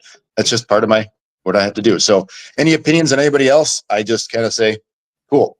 Yeah. We all may have the same opinions, but I just, I do this. This is my job. That's what I do. So that's all I have to say about that. We have three. So we have three comments. The first one is Carp said, it's not to be mean or negative. It's because we want better products for everyone in the home gym community. Definitely. Rob, we said his name too many times. Hey, like Rob. that guy, like Candyman from that movie. He said, you say his name too much, he shows up, right? He said, I'm hopping on late this morning. I'm happy to catch Brian, though. It's cool to see what Waited Out is doing with the Duffalo and other ventures. And Jared wants to know from you, this is the last comment we'll do today. He said, do you have any lifting goals or successes lately? Oh, just to lift. That would be a goal for me. Get back into it. To just be able to lift. I've been so busy and everything that I've not focused on myself like I should. And it's been kind of one of those last 3-4 week things where I'm like, okay, I need to ground myself again, get back into life. I've put my time and energy and everything doing so it being so busy. It's obviously it's going to be stressful, relationships, health, all that stuff that you're trying to do. And as everybody knows, we all got to balance everything in life, but I need to step back sometimes. Like what's a priority right now? And getting back into lifting is the priority. Because I lift weight plates all day. Don't get me wrong, but it's not the same training aspect. Yes, upper body's good. Lower body is shrinking. So I just to lift, I'm not here. I don't have goals. I just want to be healthy and hang out and make sure I'm, sustained for my business and for you guys and myself long-term. And of course my wife and family and everything. So of course. So let's wrap it up with just share your information if somebody wants to buy something or whatever, from you, or just find out more about what Waited Out is doing. Let's go ahead and give them your website information. Also, if they're interested in the plate restoration thing, just go ahead and give out all that information right there. Yeah. So obviously I think most people have my Instagram. It's just waited_out. And then the website, waitedout.us or .com, whichever you choose. We do have some YouTube, basically Waited Out. Facebook, it's all the same. And email info@waitedout.us. Numbers on the website, so you can call there. It goes directly to me. So anytime the phone rings, I'm answering. Anytime the email comes through, I'm answering. So anytime a contact form, all that stuff, it's all me. So it's surprising when people call like, "Oh, you're Brian?" It's like, "Yes, it's me." I'm here to help. And long term, I hope to delegate more. But that's going to be up to the market to get to that point. All right. So, but I think that answers all the questions of how to get a hold of me, and awesome. I'm always open to answering any questions. Awesome. My man, I appreciate you getting up way too early and hanging out. I look forward to seeing you at HomeGymCon in 2 weeks. That'll be a good time. So, man, and again, I appreciate not just everything you do for the home gym community, but I appreciate you being willing to give your time to come on the show to answer questions and just engage with the audience and let everybody see what a little bit different side of your business. Yeah, definitely. Always happy to. And I appreciate you for doing it all. If it wasn't for you, I wouldn't be here. I appreciate it, my man. All right, thank you. I'll see you in a couple of weeks, man. Sounds good. Enjoy you guys. Thanks so much for the comments and questions. All right, thanks a lot, Ron. Later. Bye-bye. All right, so that was my guy, Brian Fleck. All right, and that's our show. Thank you to my guests, Merrill Hutchinson from the Kettle Bar and Brian Fleck from Waited Out. One more time, if you have not already done so, please support this show by, if you want to support us financially, I appreciate it. This is how you can get the Garage Gorilla Bar. Just scan that QR code right there. It'll take you to the Gorilla Strength website so that you can grab one for yourself. If you'd like to make a purchase from Bells of Steel, then you can also do that and support the show. The QR code is right there. You can go to Bells of Steel and buy any number of Bells of Steel products that, whatever catches your eye. That neither of those links are going to increase your price. They're just going to make it possible for you to basically support the show by letting these brands know that I'm the reason that you are visiting their website today. And then a couple more things. Coming up next week, we've got Synergy Custom Fitness coming back with a new product drop. And as always, please share this video with somebody who might enjoy it. Say there's a crazy dude who sings and yells on the internet. You have got to check it out. So as always, share the video with somebody who you think might enjoy it. If you have not already followed our page on LinkedIn, please follow up Way Too Early with Garage and Life on LinkedIn so we can continue to grow on there as well. Now, stay tuned after this. In the next 3 minutes, well, basically, once this is over, we've got a premiere coming up. My guy Carlos did a guest review for the channel of the Sport Near weighted vest. It is I think it's a pretty short video. I think it's maybe 6 minutes long. But Carlos, I think, does a great job of explaining the benefits of the vest. He took the time to weigh each and every one of the weighted inserts on a calibrated scale to make sure that they work. And then he also talks about how he uses it. So that's coming up immediately after this video ends. So make sure you just stay tuned. You're already going to get an automatic redirect. It's going to take you there. So I appreciate all you guys for being here. And as always, we got 2 more comments. There you go. My mom said she liked it. My mom liked the show. That's good enough for me. She's an interesting guest and topics. Great show, John. And Carlos is like, yeah, that's me. That is you. So as soon as I end this show, the premiere of your video is going to be coming up. So everybody go support Carlos and drop comments on the video to let him know what you think of the job he did of talking about this vest. Any questions you have, direct them to him, and I'll make sure that he gets on there and answers the questions for you. All right. I can't tell you guys how much I appreciate your help. And for those of you who are going to HomeGymCon, I look forward to seeing you guys in 2 weeks. Everybody else will be here next week with another awesome show. And so then keep on stacking day.